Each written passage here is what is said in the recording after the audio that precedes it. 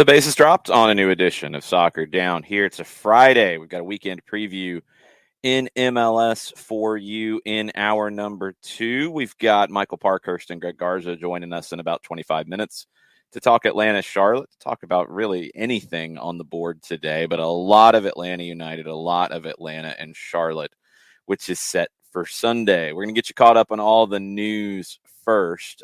We will be live tonight from Gainesville, Georgia.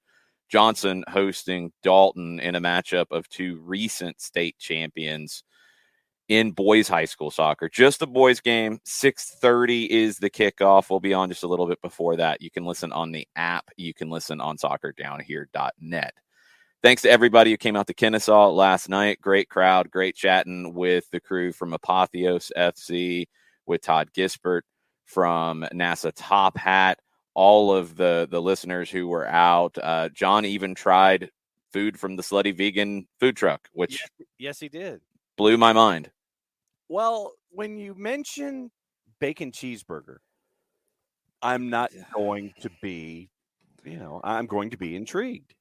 Because what you had, and I asked you what your particular burger was, and you said it was kind of like a bacon cheeseburger. And so I was naturally intrigued by something like that. And I was like, okay, I think I'll give that a shot. And so I did, and I liked it, and I liked the fries. And so there you go. What did you think they were serving? Like we knew they had burgers, John. We talked about it earlier in the week. I know, but I naturally gravitate toward bacon cheeseburgers. It's just one of my things. It's like if there are several other fast food establishments that have bacon cheeseburgers, and I'll sit there, and that'll be one of the first things that I will buy if that's the particular fast food. That wasn't the issue that you had with this establishment earlier in the week. No, it was not. I legitimately would like to know. I would like to know how you go from a plant-based idea and it ends up tasting how it does. I would love to know the transition there. This from the man who doesn't salt his pasta, so no surprise that he can't figure out flavorings. It's really good if you have not tried it. If you are like John and the idea of vegan food upsets you, you should be like John and you should try it and you will enjoy it. It was really, really good. And thanks to the Slutty Vegan food truck for coming out as well. A lot of people were sampling their wares. It was good stuff. Good night last night in Kennesaw. Hopefully a good night on Sunday at Mercedes-Benz Stadium. We'll get deeper into that one as we go this morning. Let's get caught up on the news of the day. UEFA has opened disciplinary proceedings against PSG President Nasser Al-Khelaifi and Sporting Director Leonardo following the incidents after the defeat by Real Madrid. This is all about the reports of Al-Khelaifi entering the match referee's dressing room, shouting a Real Madrid employee, captured this with a mobile phone. UEFA has confirmed that a disciplinary case has been opened. The UEFA Control, Ethics, and Disciplinary Body will take a decision in due course. Yeah, it doesn't sound good. Manchester United coaching search. This is going to be a conversation until they make a definitive announcement. According to Sky Sports News, the club have sounded out, in quotes, Ajax boss Erik ten Hag in this search. Ten Hag would be keen to speak to Manchester United if they make a formal approach. Okay, so whatever all of that means, they're considering Ten Hag, it sounds like, and he wants it to be formal. Fine, whatever. Jamie Carragher is tossing it out there, and the Telegraph picked up on it, that with what's happened at Chelsea, maybe Manchester United should try to recruit Thomas Tuchel. I don't hate the idea. It's a very intriguing one. No idea what's going to happen at Chelsea. We do have an update, a very slight one, in that the UK government is going to consider changes to their operating license, which was granted to allow them to keep playing and keep acting in something resembling normal business operations following the sanctions on Roman Abramovich. We're in constant contact with the club and the Premier League over any issues that have been raised through the sanctions and the license that the Treasury have issued them. It's now up to the club to apply for an amended license. I believe Chelsea have said that they will do that. and we'll obviously work with the club and the league to consider any operationally necessary changes. That's from a spokesman of the Treasury Department. That's a spokesman for Boris Johnson, sorry, from the Prime Minister. They're going to have to modify some of it. This is, again, it's unprecedented. Never been in a situation on how you keep one of these businesses open and have them participate in a sports league while the owner is being sanctioned. It seems like the key talking points are they have to make sure that Abramovich doesn't put any more money into it and he doesn't receive any money from it.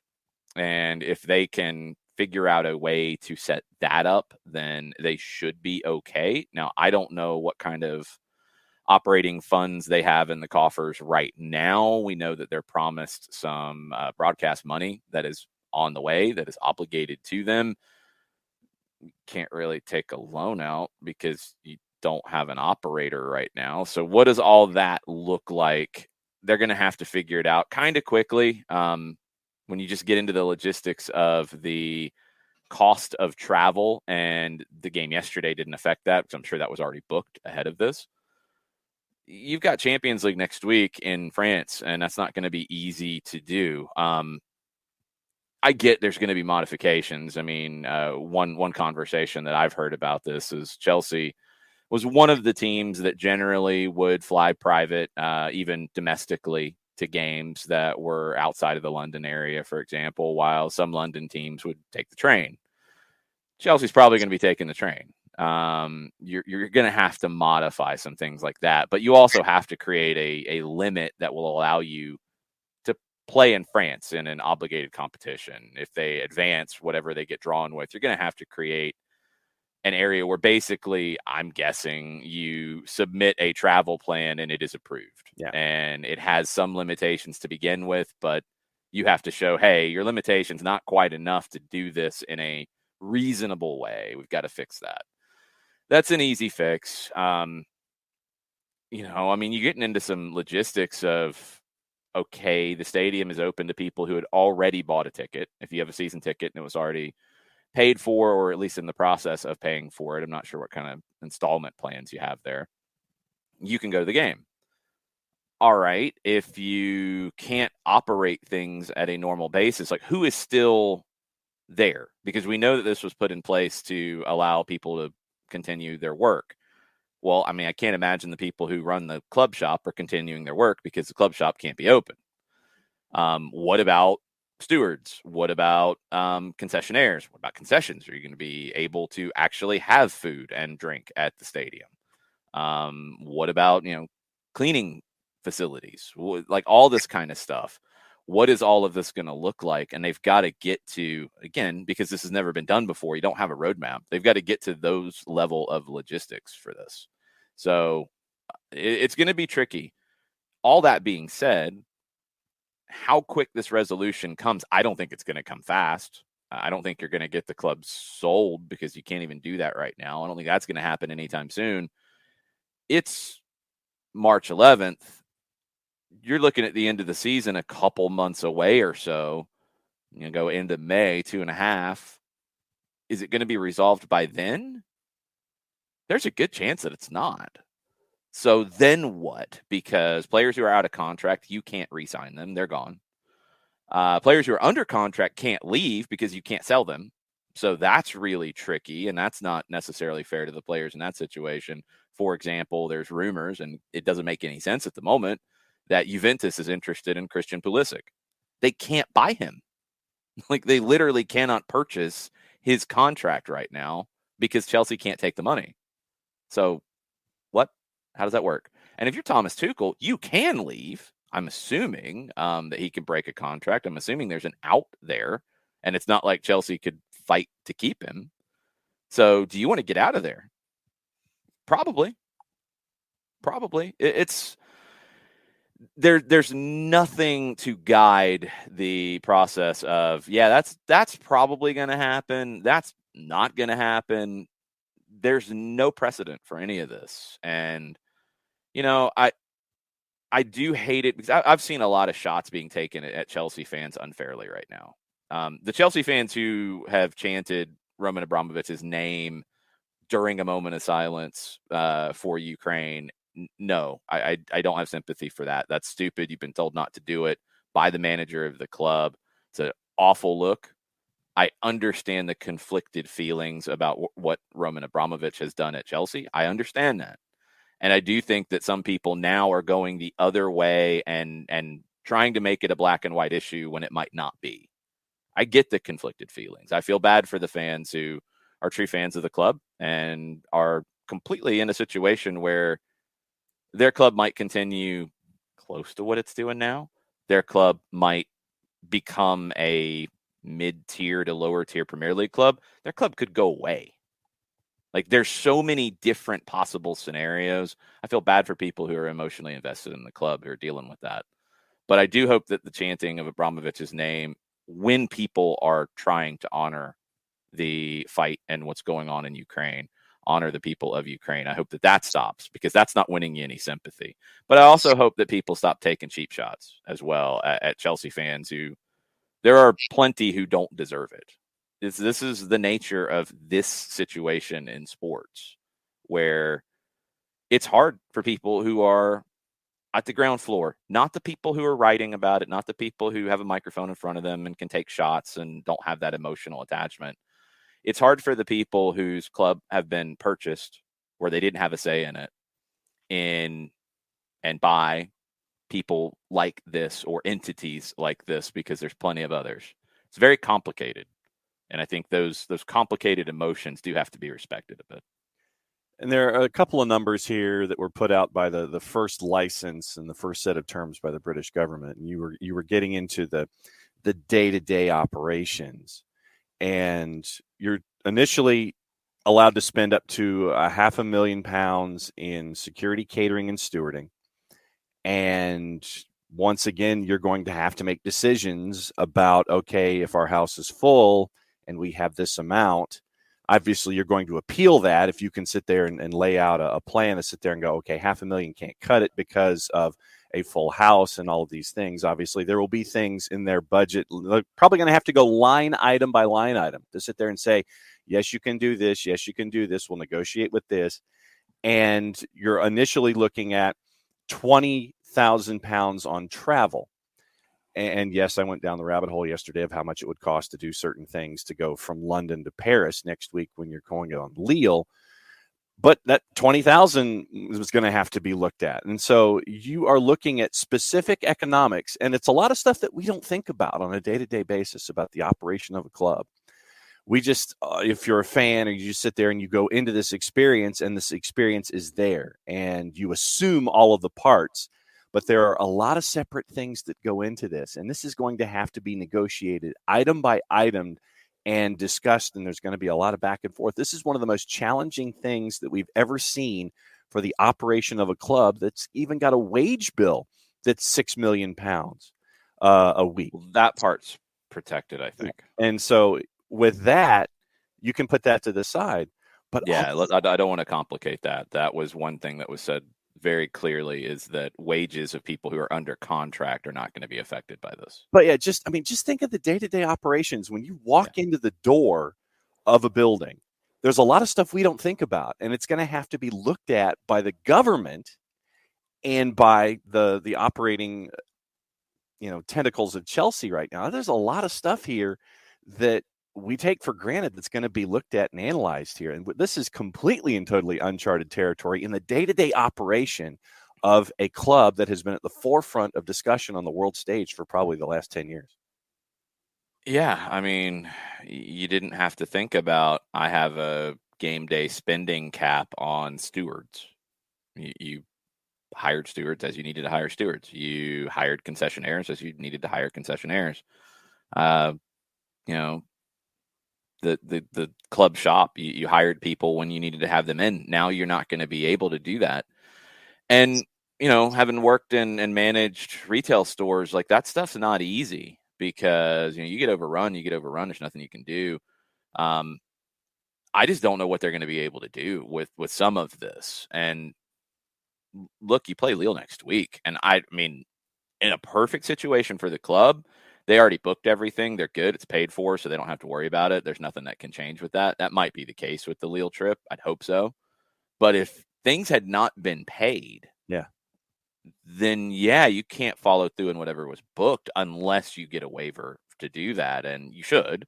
But who knows? Really, everything's on the table for what's next, and I would not be surprised if Thomas Tuchel leaves at the end of the season.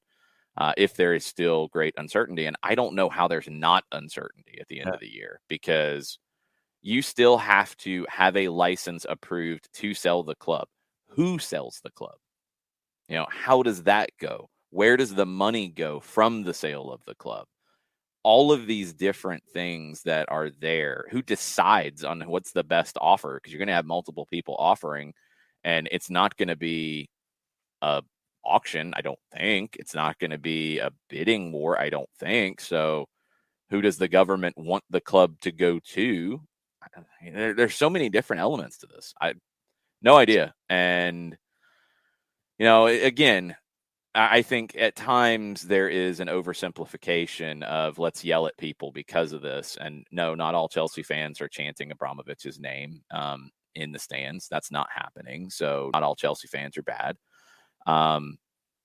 It's just a tough situation all the way around, and it really complicates what the Premier League and everything for next year. And it's going to change the landscape in a big way, because even at a minimum, you're going to see Chelsea fall off to a degree, just with guys who are out of contract who can walk, and potentially Tuchel. And if there's a way for guys to cancel a contract, that's going to be explored. Yeah. So that's going to get really tricky. It's going to be very complicated. Katie asks, so is Chelsea just going to be taking the channel to the Champions League match this week? They might have to. Like, that's the kind of stuff that comes up where, depending on what's allowed, you might have to take the cheapest transportation that you can get, 40 to 50 people, to Lille for that game. You might have to. If things weren't already paid for, then my assumption is that, yeah, all bets are off, and you're going to have to get them there, unless you get a quick waiver of, no, you can spend up to this amount. But I don't think you're going to be able to, unless it was already paid for, to be able to do what you had planned or what you would normally do in a Champions League match. So we shall see on that. Some other things about the Chelsea situation. Byrne says they'll have to try to sell the club before next season starts in August. Yeah, definitely that. But, we all know how these windows go. And remember, it is going to be an earlier start because of the World Cup and because of the extended break for that. So that takes away some time. You get into that summer window with uncertainty, it's going to be hard for the club to prepare for the upcoming season. You're going to have roster holes. You're going to have things you have to address that you might not be able to. We've seen it with clubs who have been in this spot, with uncertain ownership or uncertain levels of investment, and they haven't been able to make moves in the window, and they've suffered because of that. So I think that's going to happen at a short term here anyway, which Chelsea, we'll just have to see where that goes. Yeah, Bernd, I agree. Pulisic to Juventus, putting him and Chiesa on the wings. It would be interesting. I was surprised when that popped up, but unless he can get out of a contract right now, they can't buy him. And that's just going to get crazy with guys who are going to want to leave, and will they be able to? So I don't know. Let's see what else we got. It's already been paid for, thanks to according to ESPN FC. Thank you, Airborne DJ. I figured that it would have been, but sometimes you got that last payment that's due right before you take the trip, and if that was the case, that could have thrown everything out of whack. So I'm glad they're being somewhat reasonable on that stuff. There's no point in making the players suffer in some of these situations, because they had nothing to do with any of this. And any of the, I know it's the thing to do, and a lot of people are doing it. You can't blame the players for going to sign for Chelsea. I'm sorry. That's just a little bit of a step too far in terms of who we want to yell at. The players signed a deal with a big club. That's what they're focused on. They shouldn't be punished. And you get into changing travel plans and making it to where it's not a typical Premier League travel. You can make it on a lower scale. Again, if you're, chartering a plane to Manchester rather than taking the train, then yeah, you should probably take the train if other teams are doing that. I get that. That's fine. But you can't make them like travel by minivan up there and do that, where you're going to bring injury into the mix and have players get injured. Like that kind of stuff. No, you've got to be reasonable about this. We'll see where it goes. Other stuff before we jump into Atlanta and Charlotte here in just a minute. Saturday, Chivas and Club America playing in Guadalajara as Liga MX returns. Both clubs have banded together with the hashtag Clásico sin colores, the classic with no colors. They're asking fans to wear white. This is one of the biggest rivalries in Mexican soccer. Of course, they are reacting to what happened in Querétaro, but they are working hand in hand on this on social media and in other places to use that hashtag, and they want people to wear white. The statement that both issued is, "We play together in this rivalry of hope. There we want to see a stadium with people wearing white in the stands to send a message of unity and peace. We want people to feel safe, and that is why we ask them to wear white." The U.S. Soccer Federation also issued a statement about the upcoming game in Mexico City at the Estadio Azteca and talked about how they have been assured of safety for fans who are going to travel. There will be some. I would imagine there are some who are not going to make the trip after what happened. In that situation, it's so different than the club issues that happen with the Barra Bravas. You're going to be very secure in that because you're talking about a different conversation entirely than Atlas and Querétaro. I think at times maybe there's not an understanding of the Barra Brava and what they do and how they are in some of these cases essentially a criminal enterprise. They're not a supporters group. That's why sometimes people get a little confused when you hear, a Barra Brava in the United States. That's how a supporters group is described. It's not the same thing in other places. Just like ultras are not the same things here as they are in other places. So you're not going to have that as much with the national team. Of course, the federations are going to work together on this along with the governments in these situations. So it's a very different thing. I don't think you need to have that same level of fear as if you were going to a club game where it's a very different thing. Storm Chaser Kevin asks for what a Barra Brava translates to. I don't think it's a direct translation. It is essentially the ultras of Latin American countries. We'll talk about it a little bit more here in a bit, but essentially like the ultras, how ultras are different than fans. It's kind of the same deal, but it gets used wherever you are talking about supporters, and it's not the same thing. My experience and understanding of them in Argentina is where it has been really tied in with the clubs and where they control a lot of the tickets being sold. Nick Alifi's talked about this from the ultra perspective in Italy, where they'll control merchandising. They'll control tickets being sold to certain groups of fans. They'll make money off of these things. That's where you get the criminal enterprise element of it. So Chivas and Club America, Clásico sin colores. I hope to see a stadium full of white there. And when we get to a couple of weeks down the road, I hope to see some U.S. fans at the Estadio Azteca and everyone is safe. Let's get into our guests joining us on a Friday.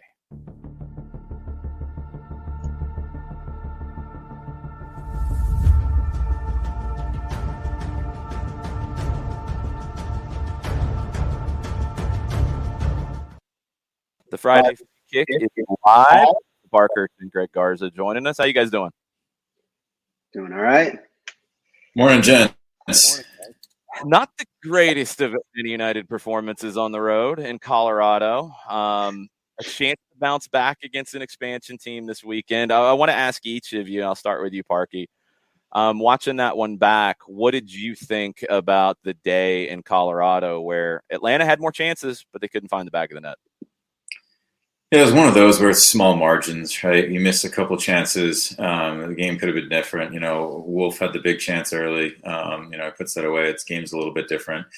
It's just those small little instances that we talk about that just change games. And you go down on the road, it's difficult. You have a couple small bad performances from guys that usually don't have bad performances, and that's what happens. I mean, they're a good team, right? We don't think that they're going to be the best, but they're far from the worst. Right? They're a solid team. So you have to play well, especially on the road, to win those games, and it just wasn't quite good enough.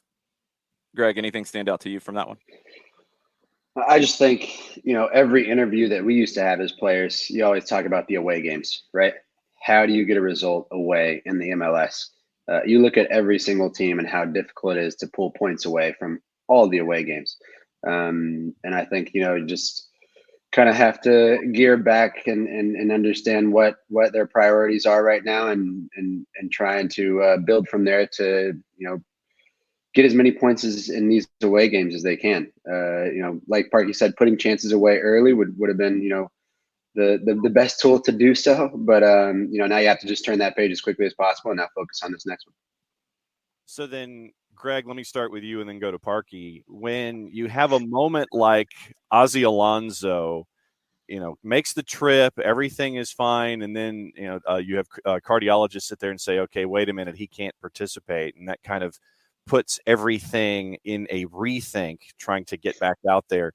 I don't think fans may necessarily understand a lot of the time how disruptive something like that is when it comes to a game plan. What's it like to have to try to rearrange things on the fly with the game plan that you've completely constructed for this week, and then all of a sudden you have a moment that's a disruption? What's that disruption like to try to keep focused to focus on the task at hand? It can be very difficult, right? You train that whole entire week with a set players, right? Set 11 players. So, changing one of those guys on the fly, right, when that time happens can be difficult for everyone to cope with. At the end of the day, from a coaching standpoint, you expect whoever steps in does the right job, and whoever steps in can do whatever in their best of their abilities to help the team as much as possible. But I think just from the training perspective, you go those that whole week, those 5-6 days of focusing on a certain 11 that you want to play with. And you did say it, John. It does create a disruption within the group for sure. And so, Parky, I think also as a veteran on these rosters in these situations, it's the once again having to focus and be there for the younger players as well. And it's another chance for the veterans to sit there and lead and have to do it on multiple levels with a moment like this. Yeah, definitely. And some disruptions are bigger than others.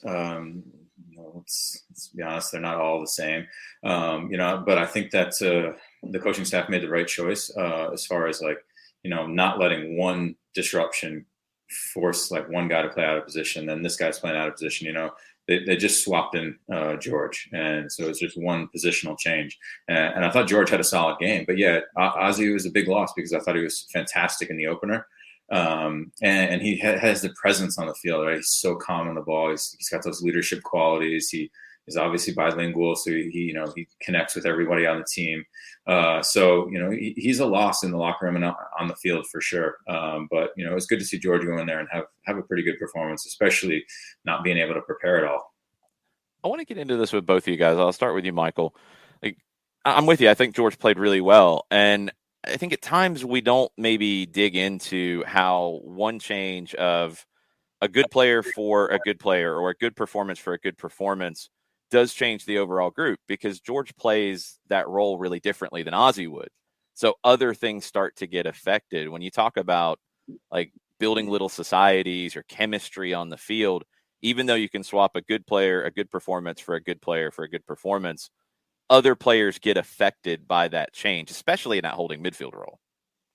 For sure. Absolutely. There's different things George can do, different skill set, and it's also a mentality thing, right? You don't know exactly going into the game how well George is going to do. So, are other guys in the field thinking, shoot, I got to help out George a little bit. I'm going to have to step up and do this a little bit different, do that a little bit different, provide a little bit more cover, help him out, that type of thing, where, as a center back, you can give Ozzie a tough ball with somebody on his back, and he can get out of it, or he can turn. He's got the awareness and stuff where you might not play George those same passes, just because he's not used to it. It's a risk. So it affects a bunch of things, right? I mean, George comes in, he's different on set pieces than Ozzie is. And so roles get changed a little bit. So there is a little bit of a domino effect. There's no doubt about it.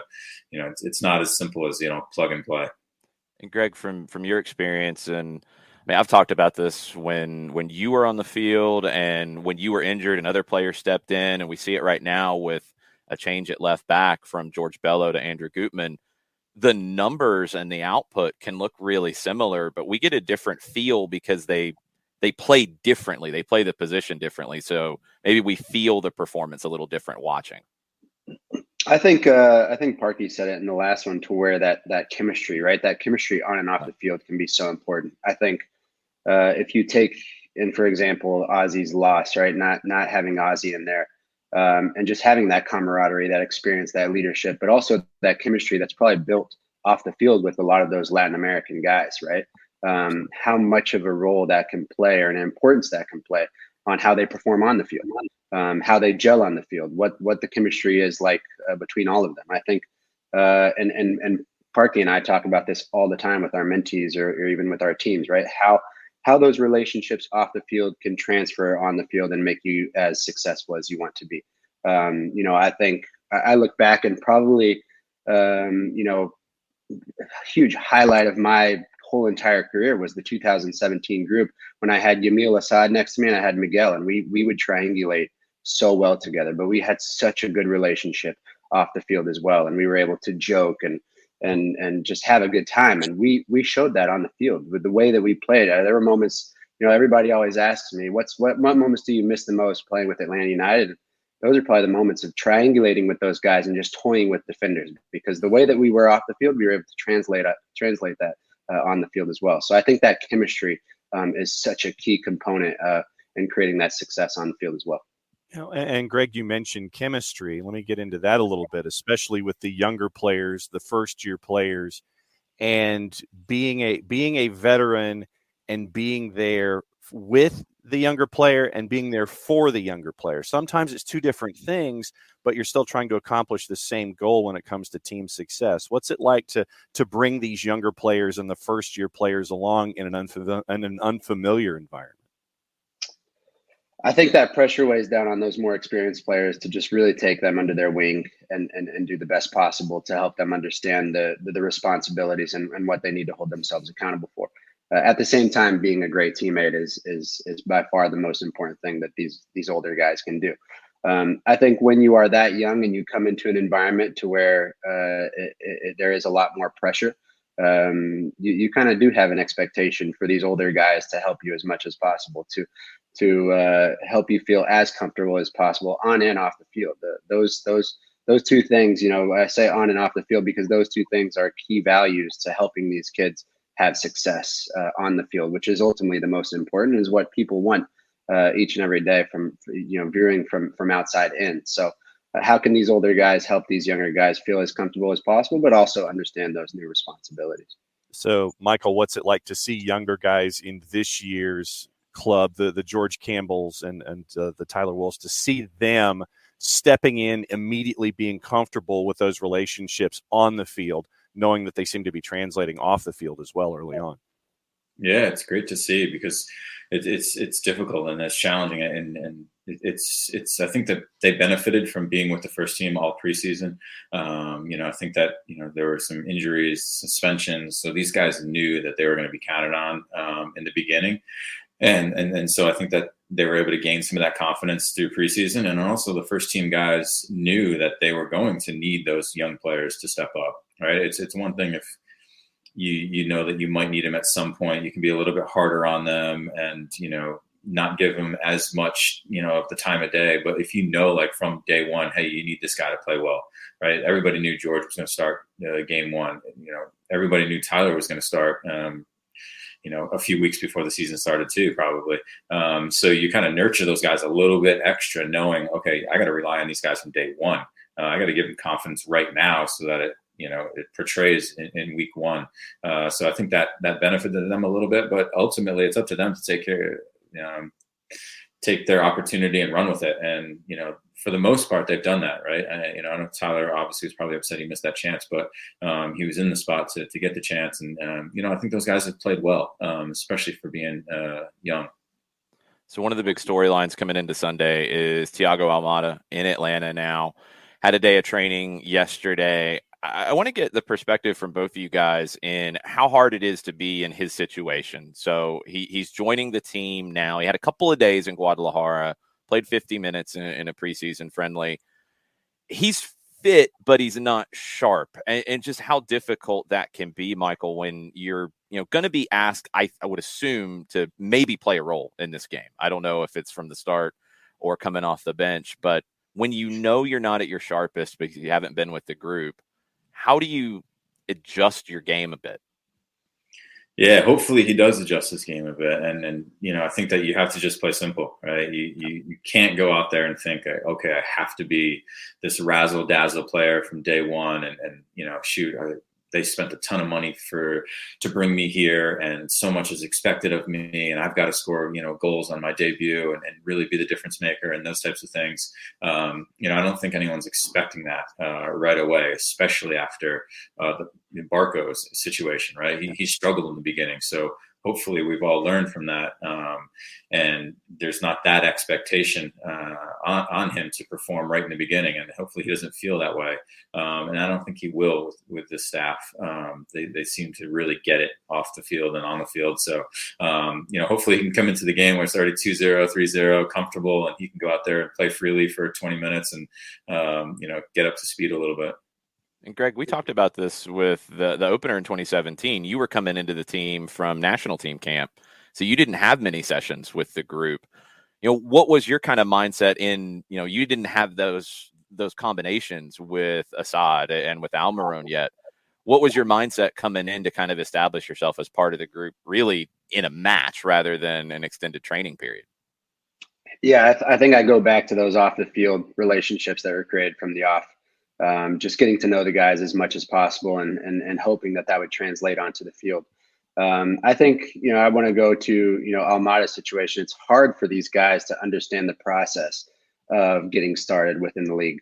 I've spoken to a lot of people at the club and just helping them understand the process and getting them to play, right? Getting them released and all these different things that can be hard to understand, especially when you're a young player and especially when you want to come in and make a change from the off. I think Parky said it well, and just helping Almada understand that it's okay to gradually create his own success here and that it doesn't need to be from the off. And I think, listening to Michael right now and just hoping from a fan standpoint that is also the mindset of this is still a 20-year-old kid who, still needs to develop as much as possible, right? So how can we nurture him? And I think the staff is doing a great job with that as well. These are guys that have been in and out the game for so long. Garza has he was that young kid once as well, probably with a lot of pressure on his shoulders at one point in his career as well. So I'm sure he can nurture him as much as possible and helping him and guide him to create his own success within this league and within the team. Knowing that each situation is different and each integration with each club is different. Greg, let me start with you. How long did it take you to get completely comfortable being a part of Atlanta United? And I mean that on the field with the relationships we've been talking about this morning and off the field as well with all of the three-dimensional environmental stuff that we talked about. How long did it take for you to get settled in? And I mean that across the board. That is probably the most difficult question you can ask any player because of how much we move, right? How much we have to adapt. I can say from a personal level, and this is just me because I think everyone is different. And I think there are players that don't adapt to certain places.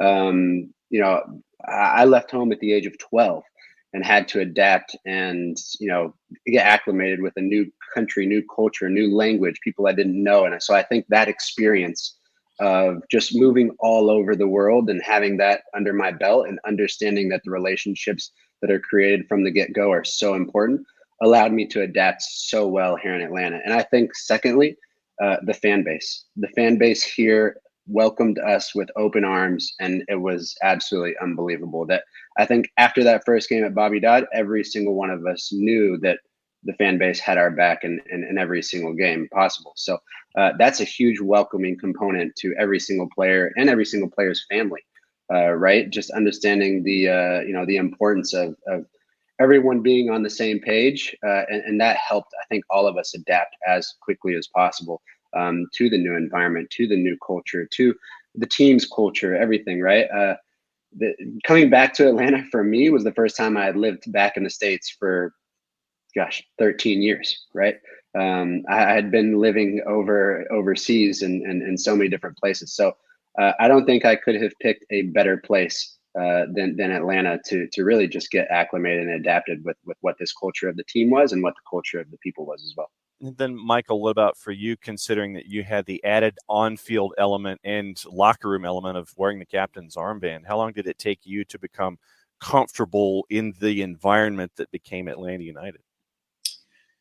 Longer than you would have expected, just because, you know, we walk into a locker room and, you know, everything is in Spanish, right? You know, most of the guys on the team are speaking Spanish, you know, all the meetings, everything from the coaching staff, everything's in Spanish. So yeah, it was an adaptation for sure. Everything on the field was different, right? The way that Tata coached, the way that we warmed up, the drills, the gym, like everything was so far different than anything I had experienced, playing for 11, 12 years already. So yeah, it was an adoption period, even for me as a veteran. And I think Greg's right. It depends on the player and the person about what their experience has been like, right? Is it their first time out of the country, their first time changing teams, you know, different language, different culture. And a lot of that comes down to the current teammates. How welcoming are they? You know, are they able to give this guy confidence straight from the get-go? You know, the team and the staff and how well they adapt off the field and get their living situation in order and all those things. There's so much going into it. And that's why the expansion teams, it's so difficult, right? Because you got 25, 30 guys doing it all at the same time rather than just one or two. So yeah, it was even challenging for me being an American, doing it in 2017. And that was like my 5th team. So it's never an easy process. We're seeing how difficult it is for Charlotte, and it doesn't feel quite as streamlined as Atlanta was, where at least it was, you know, pretty much English speakers and Spanish speakers. You've got so many different people from so many different places in Charlotte, and it's not registering yet. They're the first expansion team since Toronto in 2007 to fail to score in their first 2 games. Great crowd, great atmosphere at Bank of America Stadium on Saturday, but now does the pressure start to get to them a little bit, Michael, in that you don't have a goal yet? You're coming to play a team that your owner kind of, you know, brought up initially out of the gate saying, screw that city. Like, this game feels like it has a little bit of extra emphasis to it, and they're not in their best place at the moment. Yeah, it's a tough one from the Charlotte perspective for sure. I mean, it doesn't help that, like, before the season even starts, your coach is going out there saying you're screwed, right? And, you know, I get what he's saying because he's got expectations from ownership and it didn't pan out and whatever signings. And I know they were a little unlucky with some injuries and whatnot, but so I understand what he's saying and putting pressure on ownership. But if I'm a player on the team and my head coach is saying, oh, we're screwed going into the season, it's not giving me a lot of confidence. That's for sure. So, you know, and then you start off the gates with 2 losses, no goals scored, and things can spiral quickly. And, you know, that's one of those things Greg and I talk about a lot, and being able to avoid the valleys and get out of the valleys quickly. And they're already in one. So how quickly can they get out of it? And it could get a lot worse this weekend, right? It's going to be a tough place to play for them. Especially Atlanta coming off the loss that they did, right? They got a little anger themselves.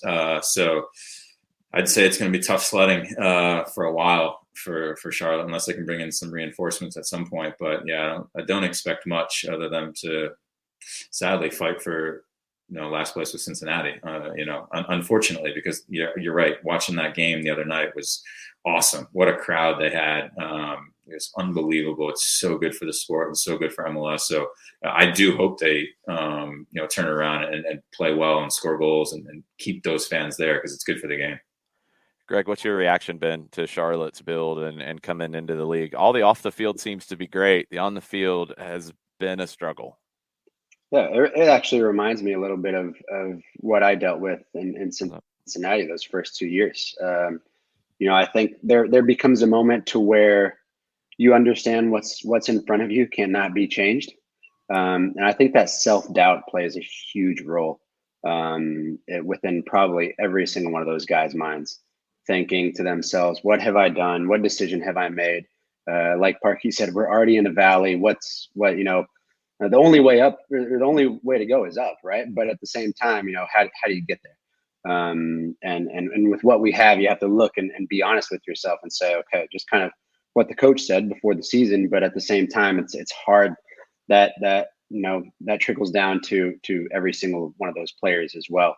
And trying to understand what's in front of them, and just being honest with the situation. So I feel for those guys, because this is a very long season.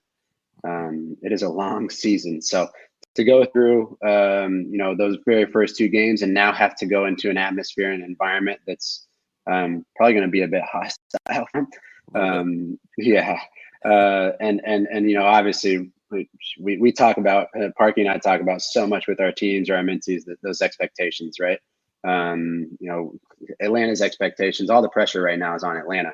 Hopefully Charlotte can step into that Mercedes-Benz Stadium and think, okay, we have no pressure on ourselves. How do we use that reverse psychology and kind of help ourselves in any way possible? But all the pressure right now is on Atlanta, and how those guys cope with that pressure and understand that, okay, we need to create this winning mentality. And for Charlotte, how do we get out of this absolute major valley that we're all in right now?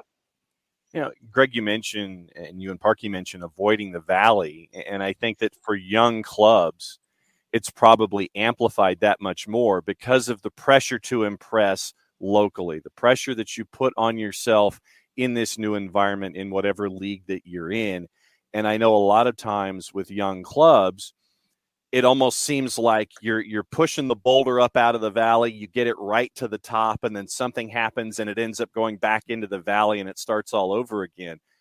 How difficult is it to push that boulder up over the top and have it turn into downhill? I mean, it's, for those of us who watch, it looks like it might be one version of it, but for those of you who play, how difficult is it to push that boulder over the top and make sure that those expectations, you're not putting pressure on yourself, even though it's there? Yeah, for sure. I think we talked about this a little bit last week, and understanding the club's priorities, right? As a player, what are you thinking the club's priorities right now? Is it to create a winning team? Is it to create a team that can have success within their first year? Or is it, a future thing for them within the next 5 to 10 years? And is the business model more important than the players? I would say that's probably going through those guys' minds right now, and trying to understand what's the priority within the club right now. Are we lab rats, just kind of dealing with those first few years of defeat and disaster, and then the guys that come in, are they going to be the ones that are going to have success? Because those are things that I felt personally in my last 2 years of Cincinnati, understanding what their business model was, right? Coming from a winning team that was able to create success from the get-go, and then being in a situation to where there were different priorities than the players from the off. And so I think, how do those players come together, maybe just those players within themselves, and understand how much they need to push that boulder, like you said, John, within their internal group, right? Not worrying about management, not worrying about ownership, not worrying about all those other priorities that the club has, but how can those players come together just themselves and understand, okay, what do we need to do to create some success within the season this season, right? What do we need to create some success and just getting as many wins as we can this season? Not winning it, right? Not having a chance in making playoffs, or not having a chance of, winning an MLS Cup the very first couple of years, but what can we do to create some sort of success? So then, Michael, let me ask it this way, and this might come across as a little simplistic as I ask it, but how difficult is it not to put pressure on yourself, knowing that there is pressure on yourself, whether it's by yourself or from all those other external factors? How difficult is that dichotomy? Yeah, it's challenging, right? And it comes down to a mentality, and that comes from within, but it also comes from the team, your teammates, the coaching staff, right? To preparation, but it's really important to get over the hump, quicker rather than later, because that expectation sets in and the mentality sets in, and all of a sudden you've got these built-in excuses. Well, coach said we're not going to be good anyways, or, oh, we can't win because we're an expansion team, right? That excuse kind of went out the window with Seattle and how they came into the league, and then we did, and LAFC, right? And so now the expectation's a lot higher, right? Minnesota came out of the gates, struggling, but they turned it around and actually had, were decent. So the expectation is to no longer be like, bottom of the barrel, like Cincinnati. It is challenging. But one of the things we talk about is like pressure is earned, right? If you've got a lot of pressure on it, it's because there's expectations. And if there's expectations, then it's because of past performances or people expect you to be good, and you've earned that right? And so it's then embracing it. And the players and the teams that are able to embrace it are the ones that have success, and the guys that don't, that are always trying to put the pressure on somebody else or something, those are the guys and the teams that I don't think are going to have long-term success. So we've talked a lot about dealing with pressure and adapting to situations. And I know you guys have been out talking to a lot of high school teams here lately. Talked to a friend of mine, Coach Postel, over at McEachern here recently. They're at the midway point of their seasons. Are these the kind of things you're talking about with some of these kids who, probably are feeling pressure to get to the state tournament and have results? And also you've got some freshmen maybe adapting to dealing with pressure for the first time, Michael. Definitely. Absolutely. And a lot of kids, I think, make a mistake that think that all professional athletes are all ultra confident, always deal with pressure great. And that's not the reality of it, right? I mean, we're talking right now, there are teams and players that struggle to deal with that stuff. And so we try and tell kids, like, hey, it's normal to feel nervous before games. I was nervous before most of my games, right? Especially the big ones, right? MLS Cup, we talked about it. Like, Greg was at Costco eating things, in the free aisles. And, I would be watching movies to keep my mind off of the game, right? Because I didn't want to focus on the game, because then you're using up nervous energy. So it's natural to be nervous. But one of the things I really like is a quote about confidence. Is like, confidence isn't lacking fear; it's the ability to overcome that fear and play well. And that's like, yeah, we're all nervous, right? And you're nervous because, you might make a mistake, you might lose, things might not go well, right? That's where the nervousness kicks in, right? But once the game starts, if the confidence overrides that, you're able to play well and perform. So that fear is always there, and it's natural. It's just having ways to overcome that, and having that confidence to overcome it. Greg, what have been some of your recent takeaways talking to the high school team, some of the youth that you guys deal with, that I'm sure as you guys get into these conversations, you're kind of learning things along the way as you're passing things on to the next generation? That is the beauty of it, right? We are mentors, but we are learning along with most of these kids as well, right? Understanding how the new generation or the next generation, how they think, how they carry themselves, what their priorities are. I think one thing that sticks out to us, especially with this younger generation, is that, they're controllable factors. What can they control on the field, and how can that boost their confidence? Because so many of these kids, they have such high expectations for themselves, or they put so much pressure on their shoulders, and they don't understand what's most important on the field, right? What they can control. And we talk, we use a lot of the consistency, the commitment, and the confidence, right? Those are three controllable factors that every single one of these kids can always control, and how they can contribute, their strengths and all their great traits on the field the best way possible to help their team and to also help themselves, and maybe not use different methods to put that certain pressure on themselves, and thinking that, okay, every pass that I have has to be a great pass. Every chance that I create has to be a great, a great play within the game. For us as players, I think, my main concern stepping over that white line every single day and every single game was how hard I was going to work, how much harder I was going to work than my opponent. And hopefully that would use the ability to boost my confidence in moments of creating or taking risks, right? So I think implementing that into these kids' minds in their games is something much more important than helping these kids understand that consistent play is never going to be, it's always going to be a roller coaster, game in, game out. As we wrap up another Friday Free Kick with Michael Parkhurst and Greg Garza, I want to ask you one quick one on Atlanta, Charlotte. Atlanta's the big favorite here maybe Charlotte sits back a little bit more. We'll just have to see. It's not really Ramirez's profile to do that. But Michael and then Greg, who is the key for Atlanta coming into this to get the result that Atlanta United's looking for? The key is Joseph. He missed a couple chances last week that I'm sure he's not too happy with. These teams that you expect to beat, that you maybe expect to sit back a little bit, the early goals always breaks these things open, right? And Joseph is a confidence guy, right? He thrives on being confident, and so you want to get him on the scoreboard this week for sure. I expect him to be. I'm putting him as my captain on my fantasy league because I think he will be. But yeah, he's the key because you expect him to score the goals, and this is a game where you expect to score goals, and you need one early. Okay, next week Greg goes first. Joseph's off the board. Who's the next key, Greg? I think Brad, and just leading that team and helping them understand that even though there's a loss, you have a lot of young guys on that team, right? Brad is the most experienced player on that team. So how can you help these guys understand the importance of this game, this Sunday, and helping them, get over that hurdle that they had of last week, and find those positives. And I'm sure they've been working on them all week, and understanding what their priorities are and what their responsibilities, and understanding how they can implement that to a great win on Sunday.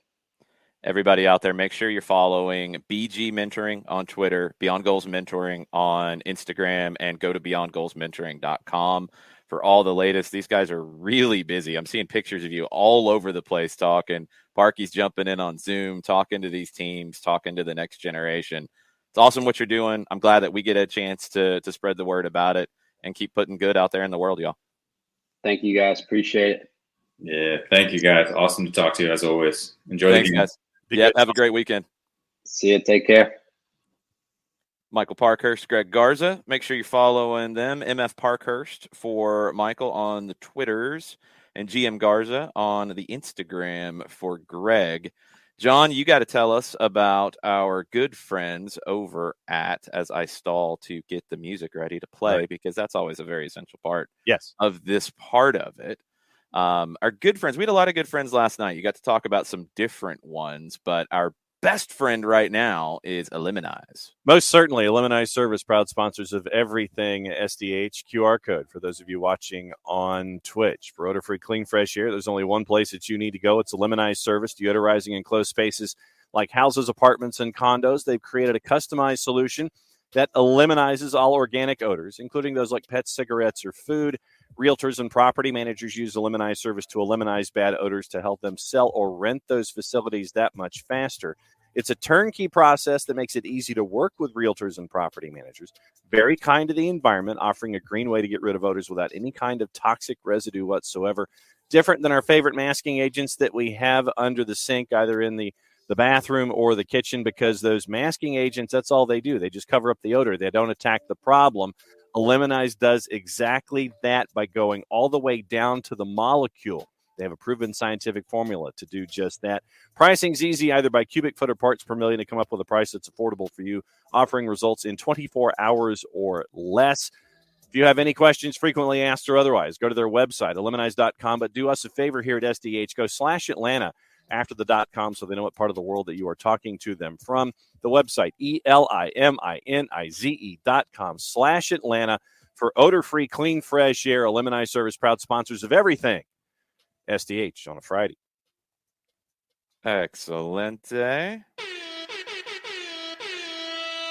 Atlanta United lets the world know that Osvaldo Alonso has been cleared to return to team training. Statement: after follow-up with Atlanta United's cardiologist and in conjunction with Major League Soccer's cardiologist and a third party's independent sports cardiologist, Ozzy Alonso has been cleared to return to team activity and will be available for selection. First off, I'm just glad Ozzy's good. Yes. That's all that I was worried about initially, is hopefully this isn't something that, ends his career prematurely, because, we've seen this happen this year. Sergio Aguero, we've seen this stuff happen. So that was my immediate thought is, oh no, he's still got so much more to give as a player, and you just hate to see something like this. So first off, I'm just glad he's good. Yes. Second, this is huge for Atlanta United. And as we talked about, I think it was really important with Parky and Greg. to get into that dichotomy of, I think at times after the game, people were Garza or Campbell wasn't good. Campbell wasn't good. It's all that. That's the reason why they didn't play well. No, Campbell was good. But Campbell's not Ozzy. He's good in different ways. Ozzy's good in other ways. And maybe in this game you needed more of what Ozzy's good at that would have helped. You didn't have him.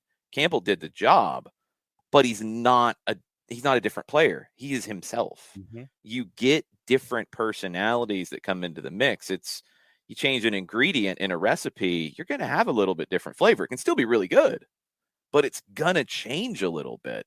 You change personnel, and in this case, because you had to, you can still perform the way that the coach wants you to perform, but it might get there differently. And in some situations, that might be good. In some situations, that might not be good.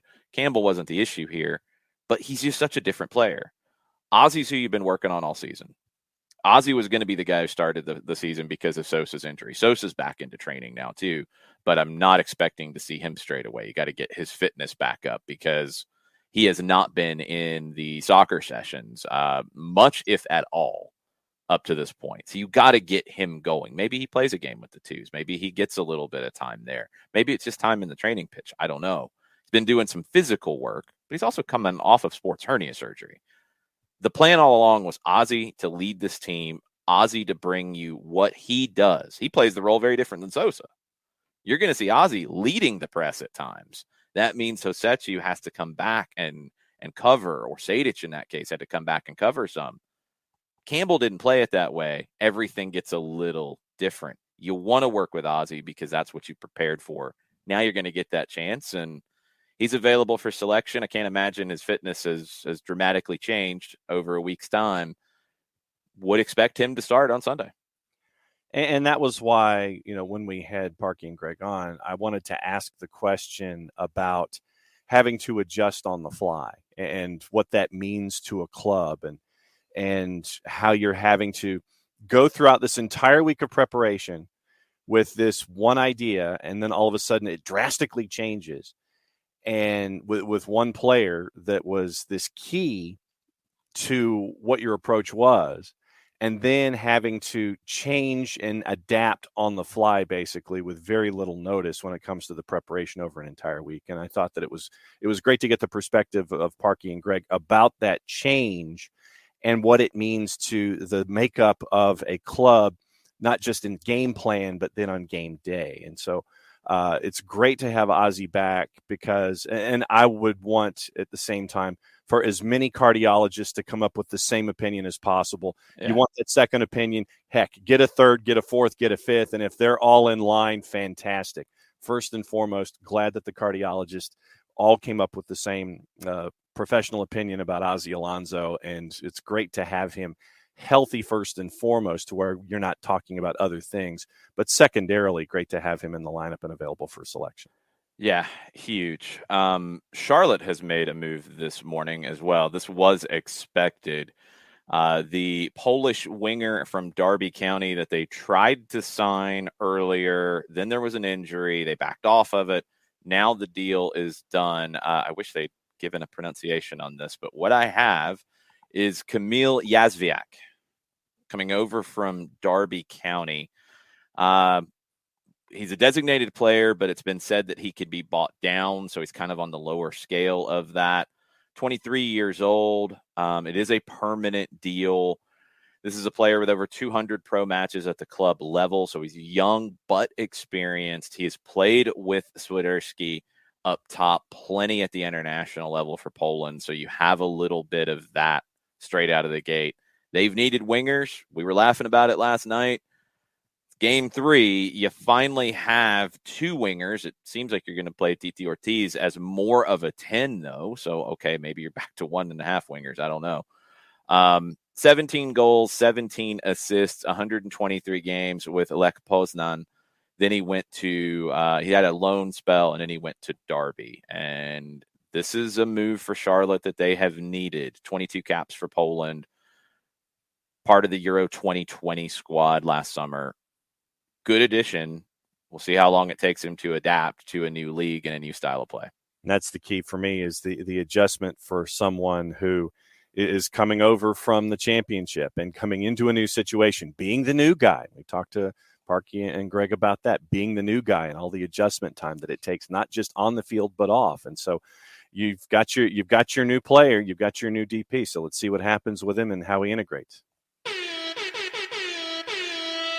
Another little bit of news. Friend of the show, Will Pelagic, is tweeting that Anton Walks is back at training for the first time this week for Charlotte FC. Wouldn't imagine he would be starting here.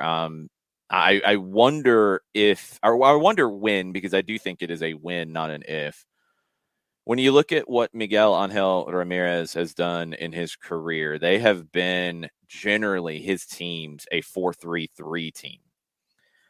He's not that in Charlotte right now. I think some of that is down to the personnel that he's had to work with. It's been much more 3-4-3/5-4-1 when it's needed to be. I think they get to a 4-3-3 sooner rather than later. And playing 3 center backs without Walks, where does he fit? Because you've already got another center back who hasn't played yet in Soboshinsky, who we haven't seen him, so I don't know. I didn't see him in preseason. I don't know what his level is at. We know what Walks' level was at here in Atlanta last year. Guzman Corujo brings you a very different kind of a game than Christian McCoon, who gives you a very different kind of a game than center back Christian Fuchs. He's played as a center back. Now, if you go to a 4-3-3, my guess is you're going to play Fuchs as a left back, which I think brings a whole set of issues. Mm-hmm. I don't know if he can keep up in that role. If he plays left back, I think he hangs back a decent bit. He's been great so far. Any questions that I had, put my hand up about Fuchs at this stage of his career and what he could do in this league. He's been their best player, in my opinion. Across the board, he's been the best player. But can he do that as a left back? Playing as a left center back, he's got protection. Can he do that as a left back? I don't think, the bigger question is, where does Walks fit? Does Walks push one of these other guys off to the side at center back? Does he push McCoon to the bench? I think Corujo has been a little bit better than McCoon, but McCoon was good last year. McCoon is a player who is very involved in the possession work for them, and that's a huge factor with Miguel Angel Ramirez. 54 completed passes per 90 minutes played. He's passing at 88.5%. Last year, he passed at about 86% with a bad Miami team. So McCoon has a lot of the characteristics, maybe more so than Corujo, but Corujo has been a little bit more of the leader of the group. 25 years old for Corujo, coming over from Nacional in Uruguay. A little bit of the nastiness, mean streak that you need in some teams. He's won all of his aerial duels so far. Not a ton, but he's won them all. Fuchs has been very good in the air as well as a center back. Corujo's combative. He's got 2.5 fouls per 90 minutes played and 2.5 fouls earned per 90 minutes played. He's got extensive Copa Libertadores experience. Corujo feels like more of the emotional important player to have in this group. McCoon feels like maybe the better fit for the style of play. I'm just so curious to see. You get Walks back in. I see that the change happening at some time to 4-3-3. How does the personnel work then? And can Fuchs hang at left back? And who does Walks displace? If he does, he might not. And if he doesn't, then you're in a situation where, you look back at the roster build and you're like, well, all right, why was he the priority then instead of somebody else in a different position? Like a winger. Well, a winger and outside back, because Joseph Mora is Joseph Mora. We've seen him in this league for a number of years. He is what he is at this point. He hasn't really brought anything to the table for them. He was very active in Hernan Losada's system last year, but I wouldn't say he was, effective. 4 years at DC, he was all right. 99 games, 83 starts, 4 assists in that, okay. Harrison Awful, 35 years old. He's really at the end of his career. He started 21 games last year, but fell off as the year went on. He's your backup on the right side. I like Jalen Lindsey for Charlotte. I think Lindsey's been good. But how do you make this back line work with Walks back in the mix? That's one issue. Next issue is the central midfield. Brant Bronico, full credit to Brant Bronico. And Jessica Charman's talked about this with us on Stoppage Time. Bronico's been one of the players that's been most impressive to her. Incredibly active defensively, and that's a factor in what Ramirez wants to do.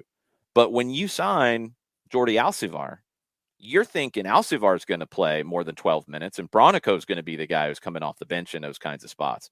Alcivar is barely getting on the field, coming over from Liga de Quito, who you would think was a fit for Ramirez's system. That one's a little surprising. That's not a player coming from Europe that you're like, where's the fit for Ramirez?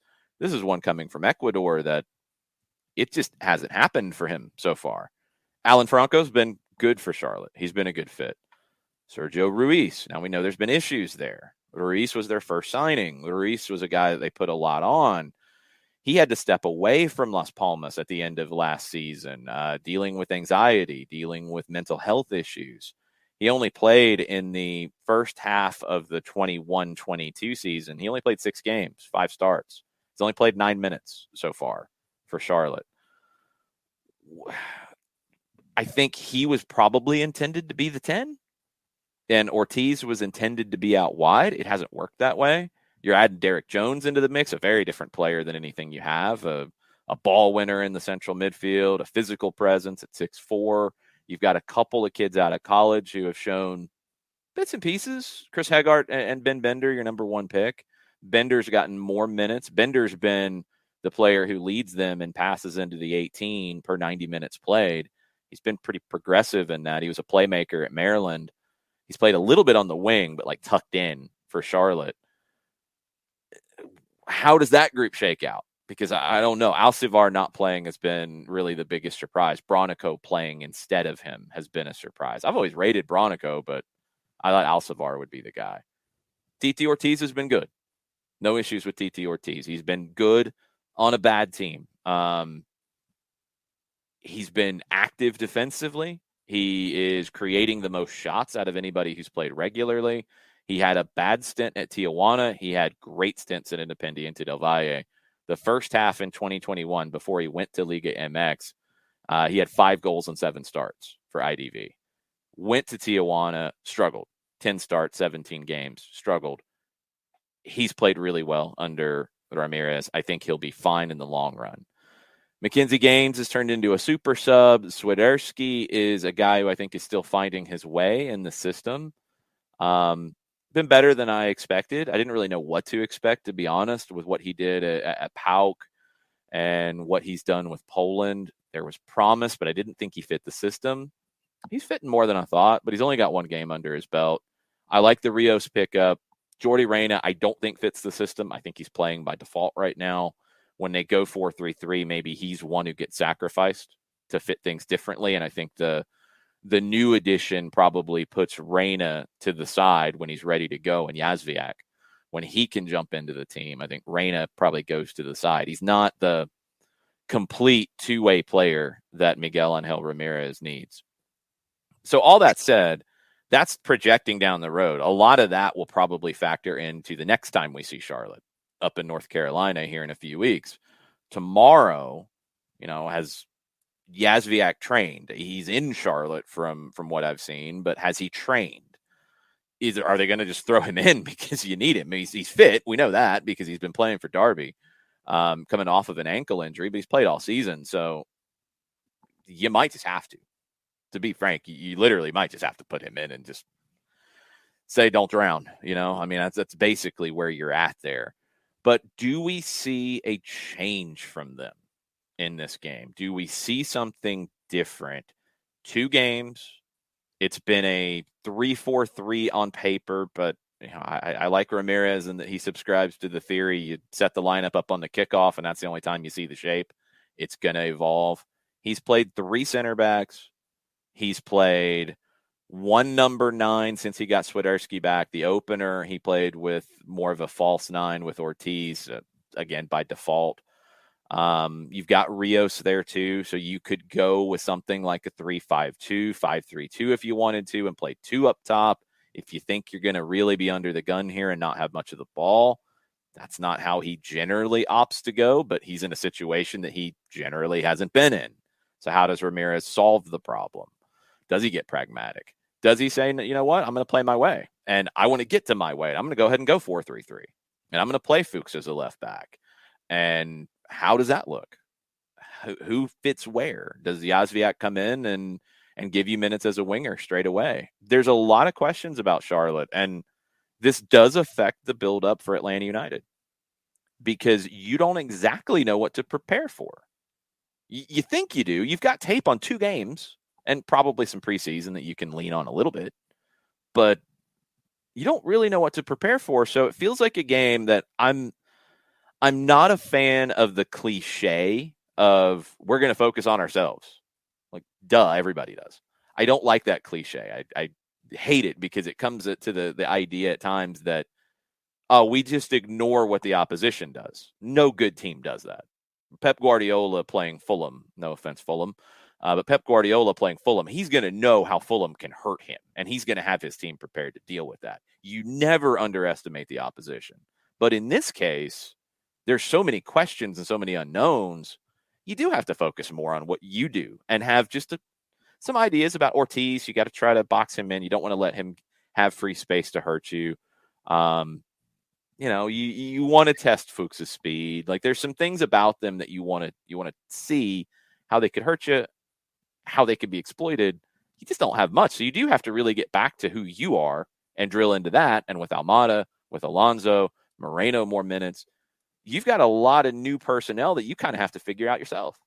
And at the same time, philosophically, and I think that the fact that you get Charlotte early twice, anticipating the growth and the improvement that we're anticipating from Charlotte under Miguel Angel Ramirez, getting them early, I think, helps you out when it comes to trying to get 3 points, as opposed to having them now and then having them later in the year when Charlotte is more settled in who they are personnel-wise, formationally, and all that kind of stuff. Getting them fairly quickly twice, I think, helps you out with being the more experienced club while the new guy is still trying to figure themselves out.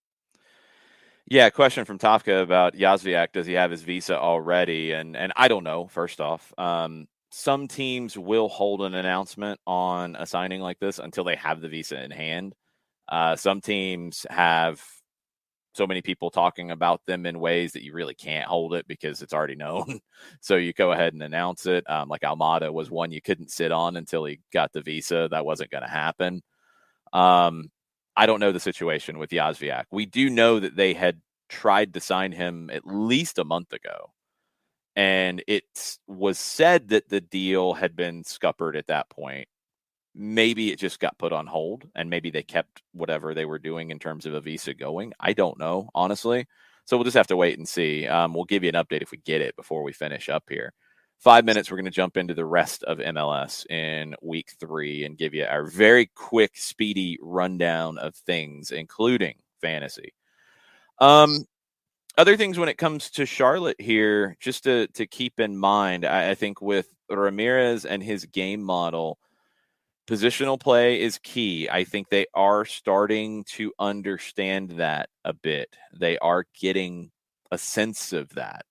But the problem that he is having with this team, and it's going to be the problem until they upgrade their talent, is in positional play, I think a lot of people focus on you want numerical superiority, which you do, and you want to create that. And when you can, a 2v1 is better than a 1v1.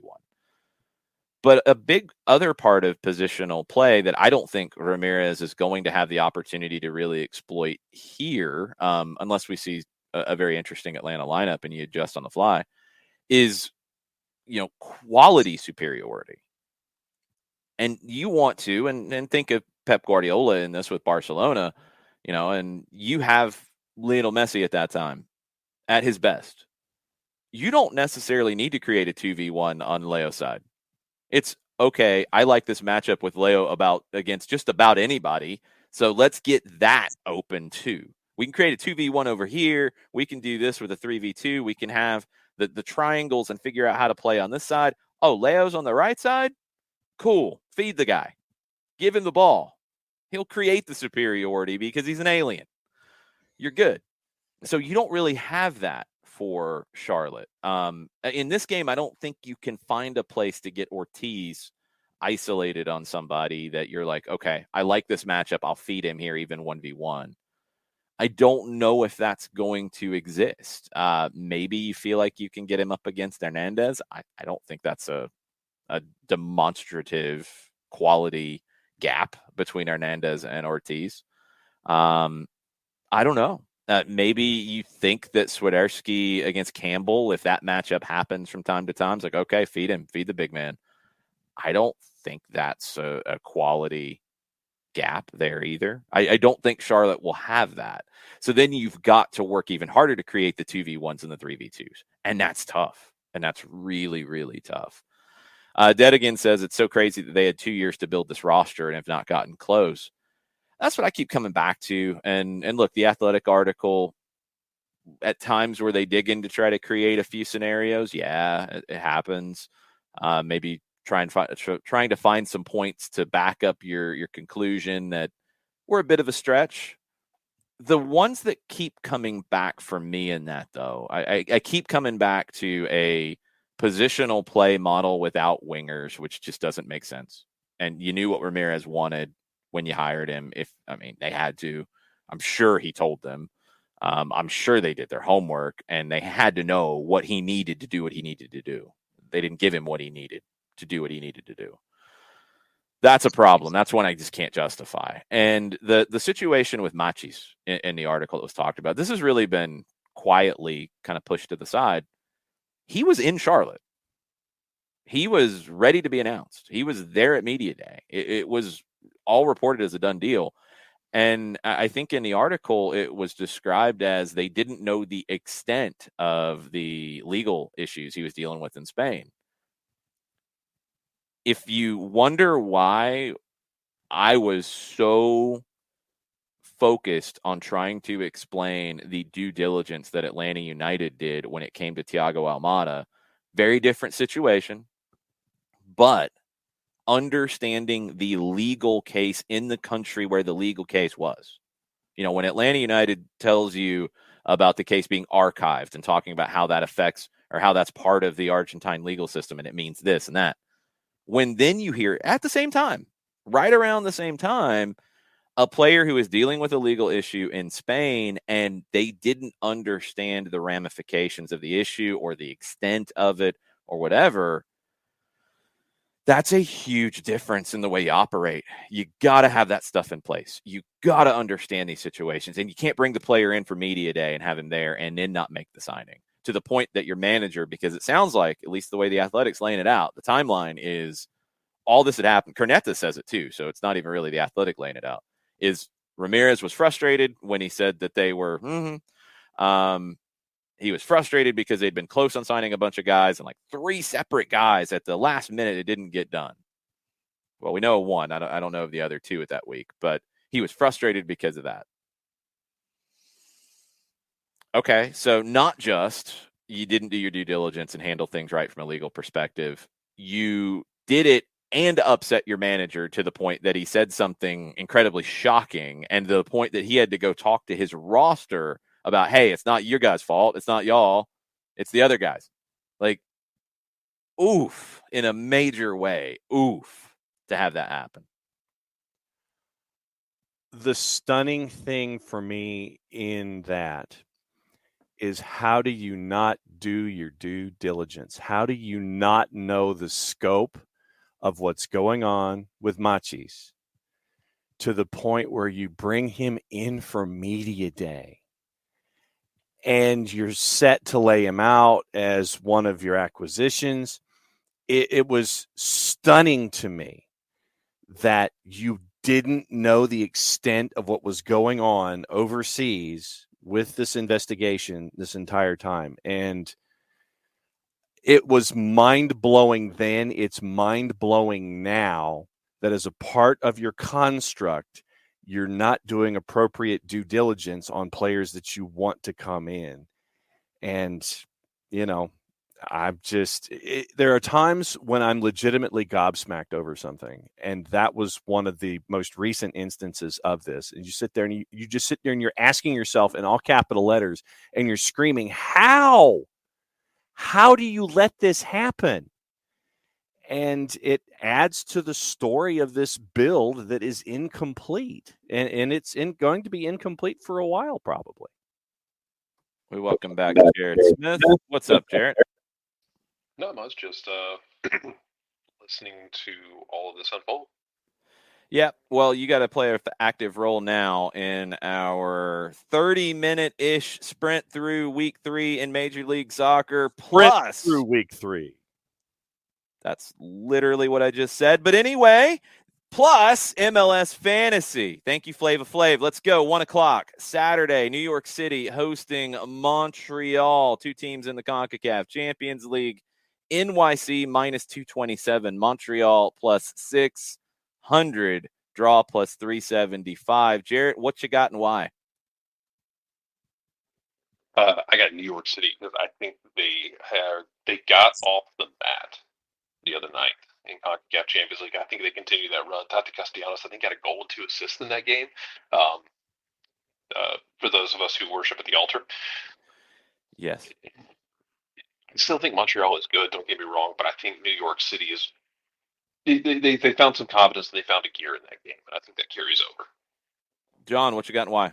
I'm right there with you. I think that New York City found themselves offensively, and Montreal having to go through the grinder that they did, a very frustrating night in Mexico in CONCACAF Champions League midweek. You're talking about travel. You're coming back. NYC stayed at home, so I'll go with NYC in this one as well. Yeah, I'm going NYC as well. I think they're just more comfortable going into the second leg. Montreal, if there's anybody they have to worry about, they got to hold them back because they can overturn a 1-0 deficit. I honestly don't care. I don't call it a grinder. They got a 1-0 loss on the road in leg 1. You're in good position to go through, but you got to rest everything to go through. NYC is in a more comfortable place, not a done place, but a more comfortable place going to Guatemala. So both did well this week. But I think Montreal has to be more conservative here, so they might field more of a second choice lineup. I'm going NYC. Next game, 1:30, Miami hosting LAFC. LAFC, a road favorite, minus 105. Draw is 275. Miami is 275. Vela is cleared to play. That doesn't mean he does, but he is cleared to play. He trained yesterday. John, who you got and why? Oh, boy. I've just got to go with LAFC here. I think even without Carlos Vela starting, if he's available for a selection, I think that LAFC just has flat out more firepower than Inter Miami, so I'll go with LAFC here. Eric, what about you? And give me LAFC. They can just find a way. I think I think it's still a work in progress for what they're doing, but they've got guts, and I think they can get it done even without Vela. I think they are able to make it happen. I'm not as convinced on that last part, but it is Miami they're dealing with. We have not heard about a minor Figueroa signing right now. I'm really curious to see what Phil Neville does here because Breck Shea as a center back to go in with 3 against Austin, it didn't work. It was an absolute missed tactical idea. He's always been a 4-3-3 guy during his time with the England women's national team. I'm surprised that you forced a 3-4-3, 5-3-2, 5-4-1 kind of setup here on the road. You forced it because you didn't have a center back to do it. Maybe you just didn't trust your center backs in general and you thought you needed a third. I get that. It just didn't work. So what's next? Because you're going to have the same issues against LAFC no matter who they field. I don't think it'll be easy, but I think LAFC should get the win here. Miami is beat up and incomplete, and we knew that coming in the incomplete part because they had to get rid of so many contracts. Chris Henderson's done a good job, but he's still got a lot of work to do. I think LAFC takes care of this one. Next up on the board, also 1:30, Columbus Crew hosting Toronto FC. Home team Crew minus 161, draw 300, Toronto 450. Jarrett, what you got? Crew, Toronto hemorrhaging goals. Don't overthink it. Yeah, that should be the case. John? Not overthinking it. Columbus. Yeah, I just can't. I mean, I think you're going to get some inconsistencies with Toronto early in the season as you have players figuring out new positions and all that. And they do have some talent. They've got young talent, which are going to have ups and downs.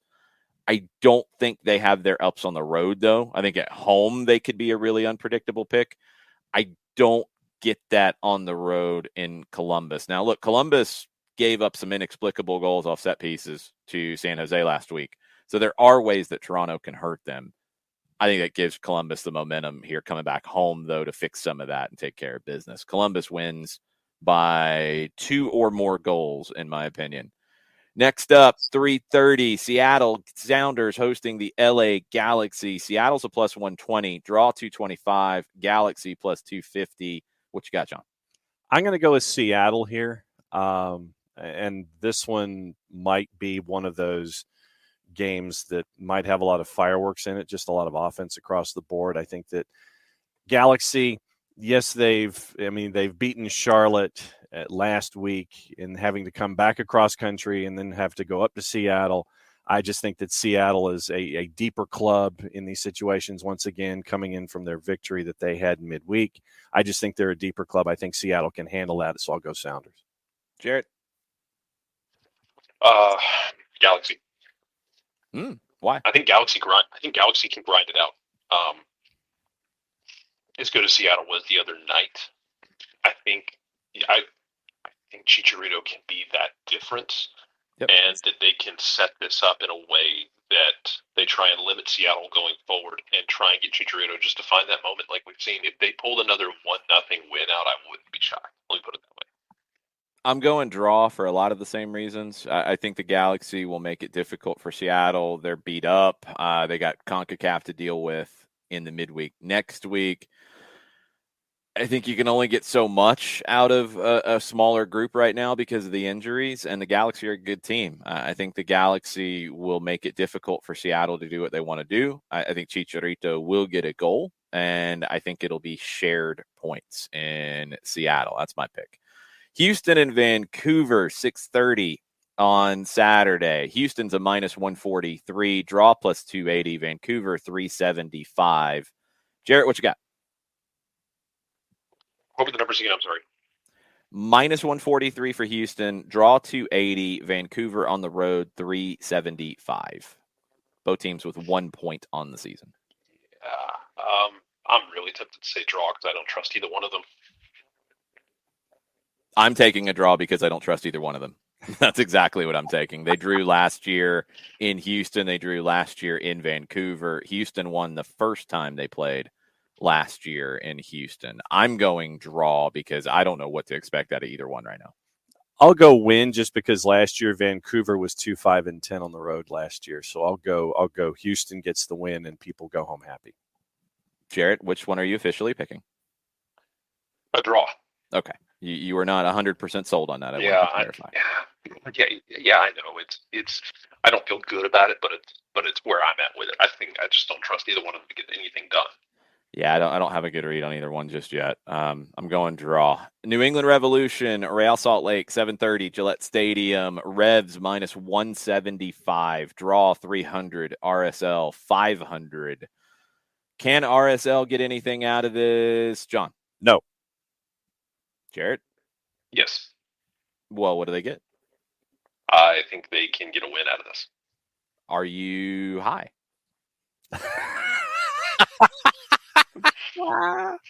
I'm just asking. It's a fair question when you say that. No, I think New England is going to rest some guys, and there you go. Weather will not bother RSL. If weather is adverse, it will not bother them.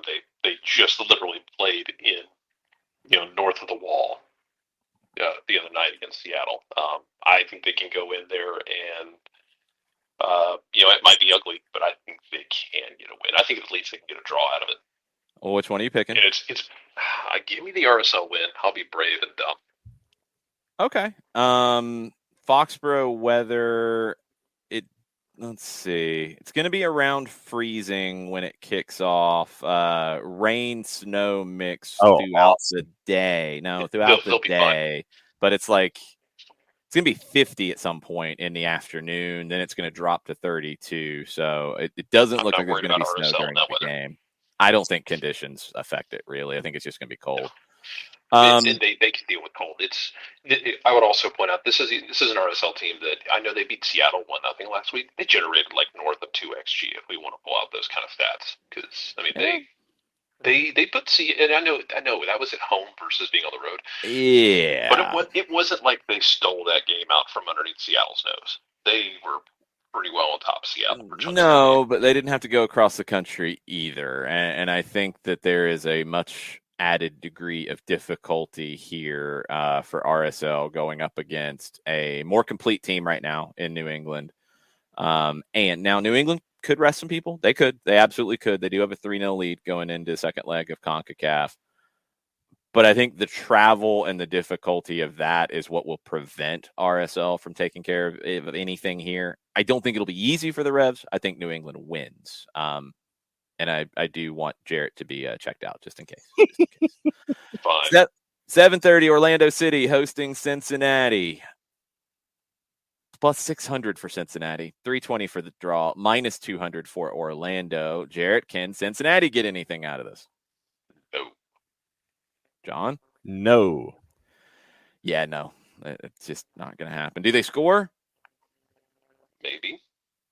No. Orlando has had some moments where they get a little, especially early season Orlando, where they'll get out and go after you. They've had a couple moments where they can get a little stretched out. Maybe they give up something, but I think Orlando wins. I think Orlando wins. I don't think Cincinnati gets anything. I think it's like 2-0.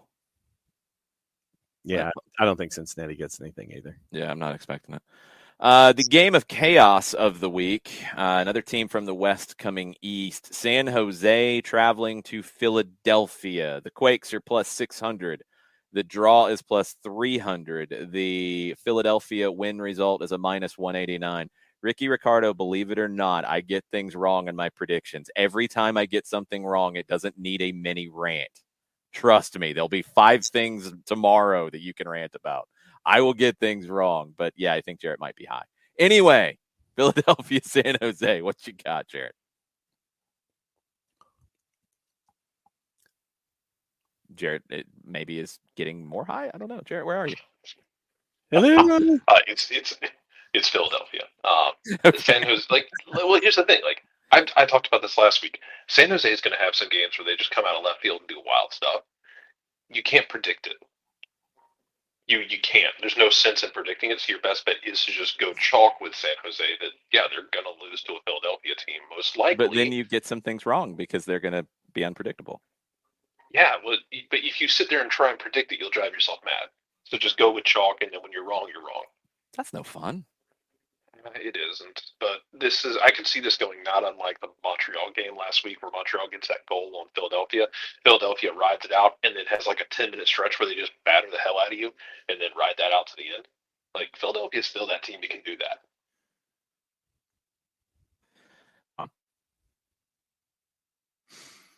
I don't think this might be a game of chaos, but I was looking at some of the totals just to kind of satisfy a curiosity. Over under 3.5 is listed at plus 200. I don't think it gets there because once again, San Jose is coming west to east, and Philadelphia and Chester traditionally tough. I think that San Jose gets hamstrung offensively. I think Philadelphia takes it. Back in the wonderful year 2018, San Jose went to Chester, got a red card. The red card was in the 96th minute. Harold Cummings with violent conduct. I might need to look that one up. But San Jose went to Philadelphia and got a 1-1 draw. I think San Jose gets a draw here. I have questions about Philadelphia so far. It's okay, but it's not as good as I expected it to be. And yes, I am going to expect chaos in this one from San Jose, and I'm not going to pick chalk. I think the way these teams play, it's more unpredictable than usual. And I think San Jose's got some momentum. So I don't think it'll be a pretty game. I don't think either team will really have much control of it. but I think it'll be a draw. 2-2. Stupid. I'm expecting stupidity, Jared, out of your Quakes. I hope they deliver. I do Because too. it's fun when they do. It is. DC hosting Chicago. Maybe not stupidity here because DC hasn't been that great, although they have 6 points. Chicago hasn't scored, but they haven't conceded. I don't think this will be stupid. DC is at home. They're plus 115. Draw is 240. Chicago is 260. What you got, John? Draw. Shocking. Why? I've said I've had wins for a lot of our games. John, anytime you pick a draw, you're going to get the reaction because you pick a draw 50% of the time. Okay? That's just how so it you're is. saying 100% of the time I pick a draw 50% of the time? Is that what you're saying? No, I literally said you pick a draw 50% of the time. I have no idea why you added the rest of it. But once again, I look at Chicago not conceding, DC and who they've played, and I think that I'm looking more at the no goals conceded by Chicago so far and the fact that they really haven't scored. So I'm going draw, more DC being drawn to what Chicago has been doing as opposed to Chicago being drawn into DC. So I'm going draw. Jarrett, what you got? Won't be exciting either. Chicago. Give me a situation where you get a game against DC who hasn't been impressive, really. Where you get that same situation, not dissimilar to what Miami has been doing, where we have a really good DP and we put some guys around and we just need some guys to actually finish the chances getting created. And I think they're able to do that against DC. I think Chicago wins as well. I think Chicago is the best team that DC's played. They've got to break out a little bit here at some point. Shaqiri hasn't been bad. His numbers are pretty good. I do still want to see those combinations build, but in a game like DC plays, I think he'll have space. I think he'll have space to exploit. So I think Chicago goes to DC and gets a win here. Chicago at some point has to step up a little bit. I think there is an expectation, and I'm still wondering a little bit how high their ceiling is. But they're a better team than Charlotte. They're a better team than Cincinnati. And DC beat both of those teams, but not all that impressively. Chicago's a better team. I think Chicago goes in there and gets a win. Quick one for you, Jarrett. Emilio wants to know your history with San Jose. Why do we mock you when it comes to San Jose? Long ago in the year 2018, during Atlanta United's glorious run to MLS Cup, and early in the season, I predicted San Jose to be a team to watch. He did. San Jose, with Michael Stade managing them, was an absolute tire fire. Beyond tire fire. Jason has never let me forget it. Nope. And at that point, I think this is the abusive relationship I have with the Atlanta Falcons. I just embraced San Jose even more. The more they hurt me, the more I loved them. Then they hired Matias Almeida and they became fun. Yeah. So you rode that wave straight away. Yeah, I rode out some really dark times. So, and then there was I actually have Emilio in my closet. I have a Harley San Jose kid because we were all sitting there one night watching the Quakes play. I forget who they were playing, but they won some game that they had no business winning. And I made a comment in like the 50th minute, like, they win this game, I'll go buy a Harley kit for them because that was one of the only Harley kits still left. They did, and I did. That is true. Nothing like a coach who says "my bad" when it comes. Yeah, that was the best. Yeah, he did. He needed to. That team was awful. Yes. Dallas hosting Nashville, 8:30 on Saturday night in Frisco. Dallas is a plus 155. Nashville is a plus 180. Draw is 225. Jarrett, what you got? What were the numbers again? I'm sorry. 155 for Dallas. 225 for the draw, 180 for Nashville. Give me Nashville. Nashville's out here trying to ruin your day. They're going to take 3 points from you, and you're not going to enjoy it. Okay. John? I'll go with Nashville, too. I think Nashville will go into Dallas and get the win. I think that what we've seen from Nashville, obviously very sound, and if they're going to be the team that's going to be chasing after MLS Cup that we think they're going to be in the West, you win games like this, and I think they win a game like this. I think if you're a team that is going to be chasing for MLS Cup, as I think Nashville could be, you don't go to Minnesota and draw. And this is in Dallas, and I think it's a draw. I think Dallas has to get back up here a little bit. I didn't think they were bad against Toronto. They should have won that one in the opener. They lost in New England 1-0, kind of expectedly. They've got Alan Velasco in the group now. We'll see how many minutes he gets. That's going to help them a lot. I don't think they're a finished product by any stretch, but at home, they should get something out of it. I don't think they can get a win. I think it is a draw for Dallas and Nashville. Colorado Sporting Kansas City. Rapids minus 105 at home. Draw 250. Sporting KC plus 300. Jarrett, what you got? I love games like this because it's the two teams we've already seen locally. Mm-hmm.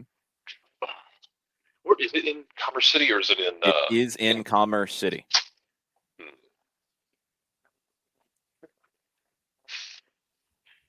You know, give me Kansas City on the road because I'm still not convinced necessarily that Colorado is completely fixed. They'd give up a lot of chances to Atlanta, and I think Kansas City can create those chances and put them away. I think it'll be a high-scoring game, though. Okay. I think it'll be a lot of fun. This could be a really fun game. I don't know if it's going to be a fun game. I don't know if I'd go there on it. John, what you got? I'll go. I'm still not proven on Colorado, and I still think that Sporting is still trying to figure themselves out as well. So with two teams trying to figure themselves out, I'm going to go draw.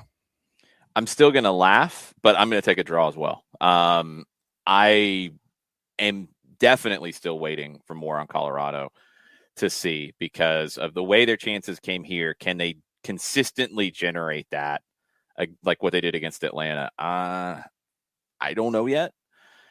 Kansas City, I think, is a team that can keep the ball and do well. We will see if the pitch is any better. That could factor into it. I think Kansas City will get a draw out of this. I don't know if they get a full win, and I don't know if Colorado can do what they did last week regularly. I think they're going to have to show more than that in terms of controlling games.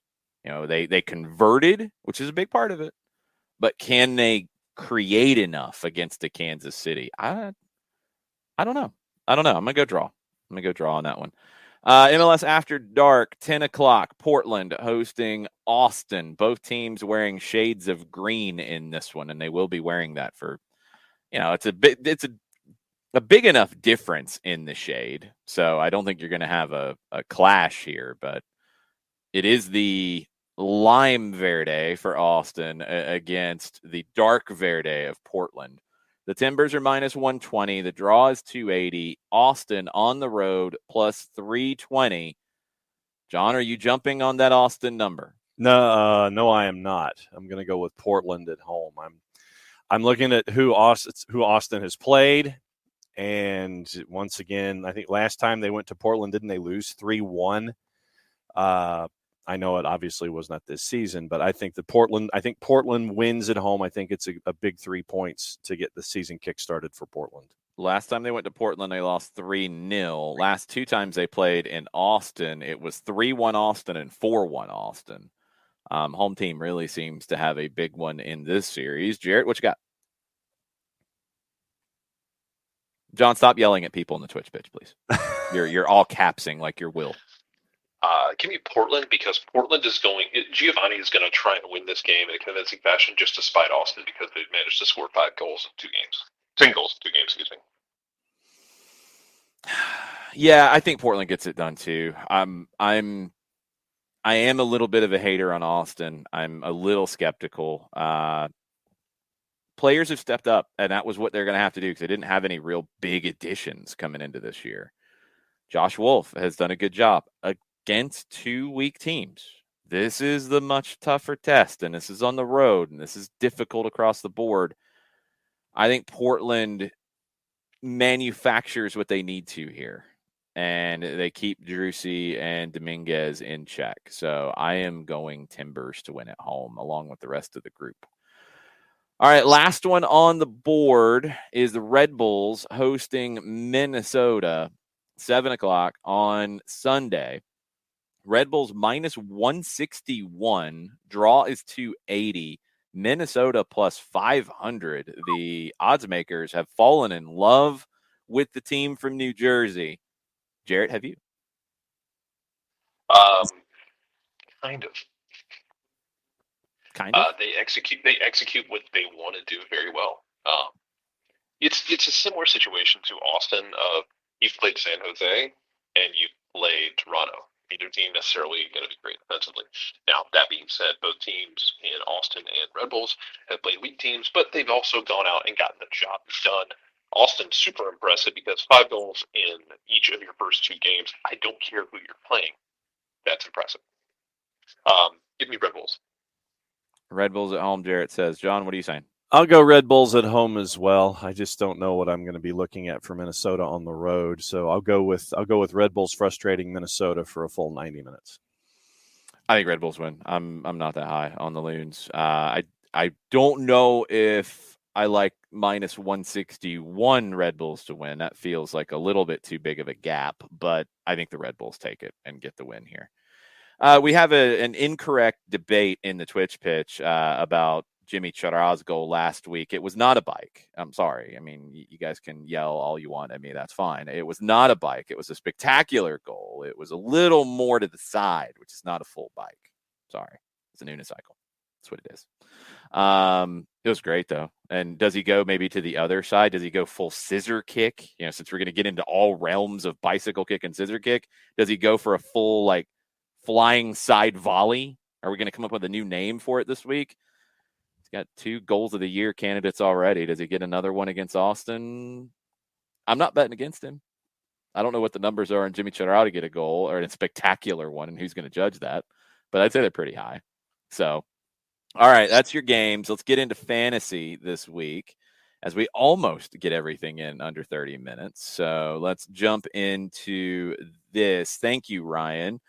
Ryan Walker on Twitter, ATL Ryan Walked. Make sure you are following him. He will help you with your fantasy team far more than we will. Sometimes we disagree with him. Sometimes we get things right. My pick last week for the lock is Ryan's pick this week for the lock. Now it's a different opponent, and I still think it's a lock. Lucas Zelarayan as a midfielder forward. $10 million, 38% of the people have him. So what? They're playing Toronto. Mm-hmm. Take it. Zelarayan's been brilliant anyway. He's been my captain. He will stay my captain coming into this one. We'll start with the other attackers. Consider the man of the bike, Jimmy Chara. $10 million is his value, 5% owned as they play Austin. That's your consider pick. Again, I can't really bet against Jimmy Chara in this one against Austin with what he's done to start the season. The question, I guess, is just how much control Portland has of this game, how many scoring chances they get. Austin have played bad teams, but they have been good defensively so far. This is a whole different kind of a test. I don't hate that at all. 10 million's a little high, but only 5% owned, I kind of like. So that's a tricky one. The value pick is one that I have gone with. I think I went with it last week. Miguel Berry, again, against Toronto. 3% owned, 7.8 million value.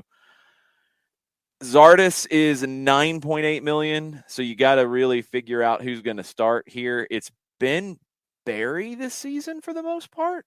And even if he comes off the bench, he's still a possible goal scorer for you. I really like that pick. I really like Barry. Only 3% owned. People are not getting on the Miguel Barry train just yet. I will get on the Miguel Barry train, and he will be in my team. Week 3 options on the goalkeeper defender side.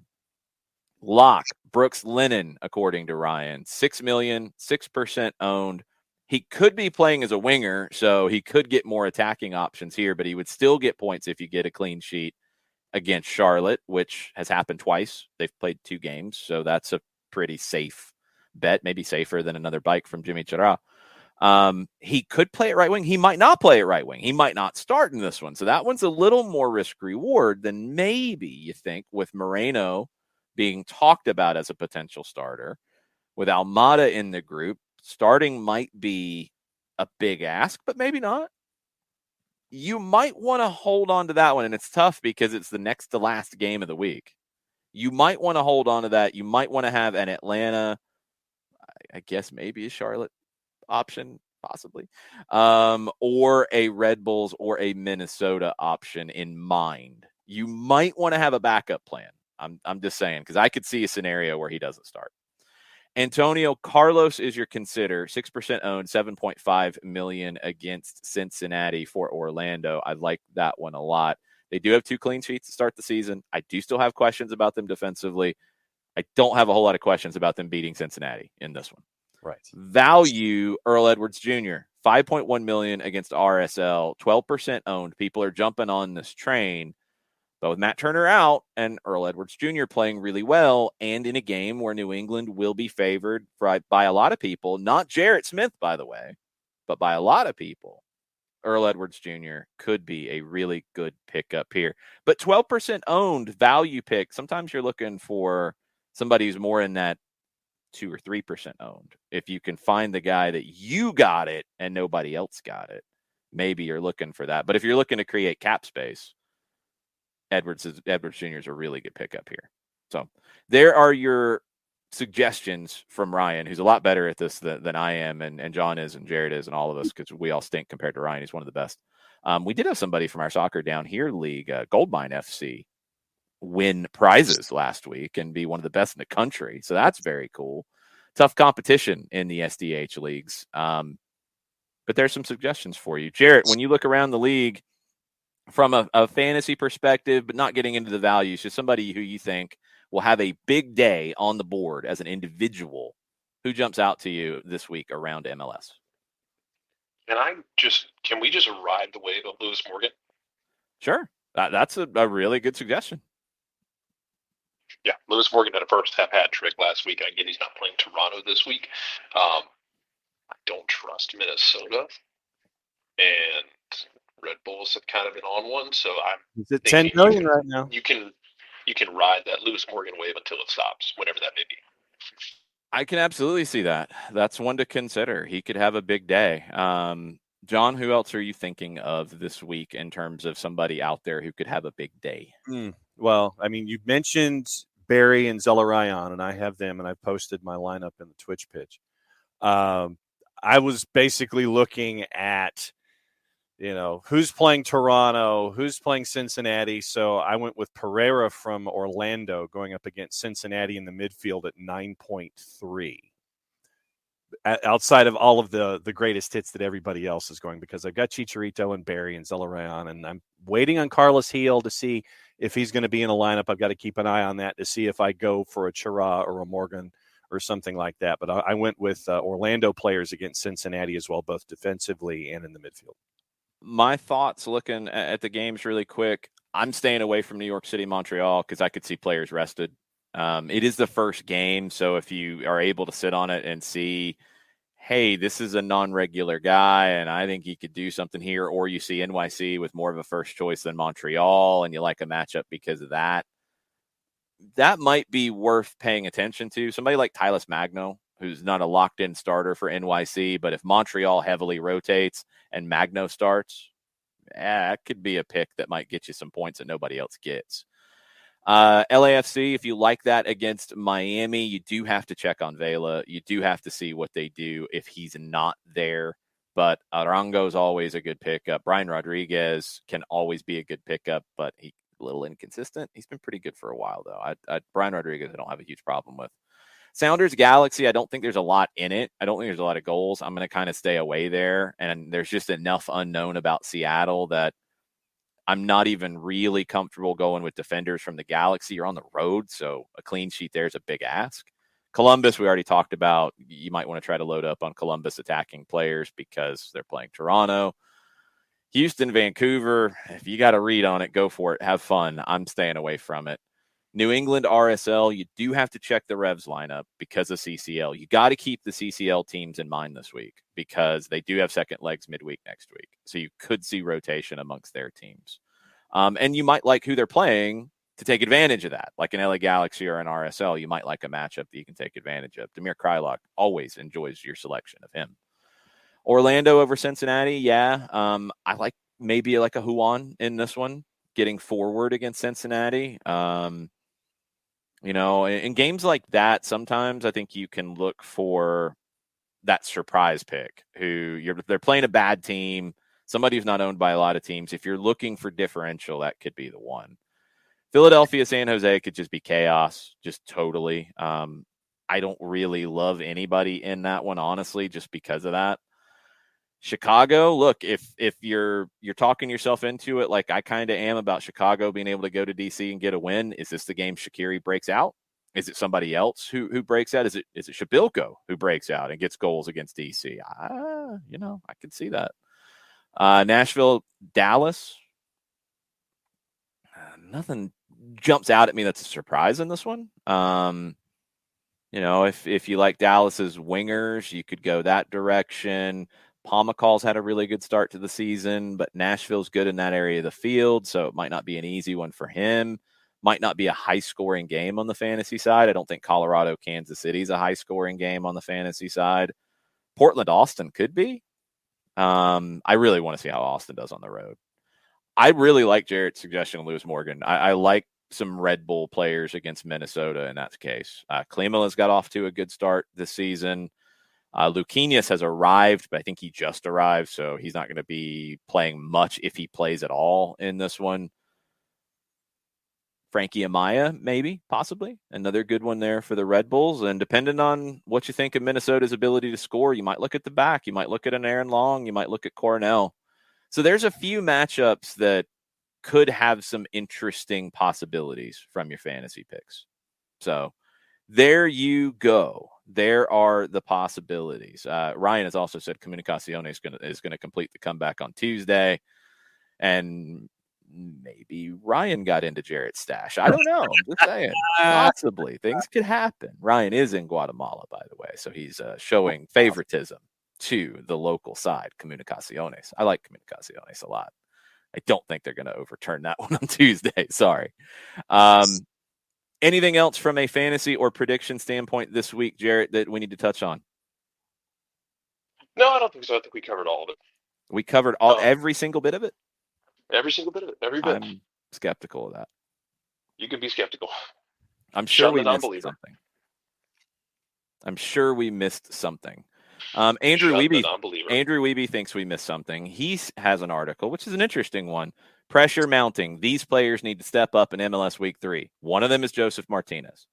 Talked about that with Parkey and Garza earlier, and Parkey expects Joseph to be a key here. You want to get him going.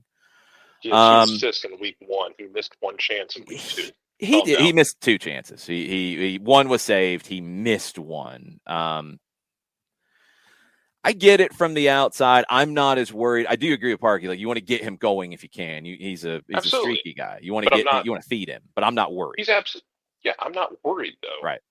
What are you going to do? Bench him? Good luck. No. The whole Charlotte team Wiebe has, which yes, I would agree with. Mm-hmm. Gonzalo Higuain.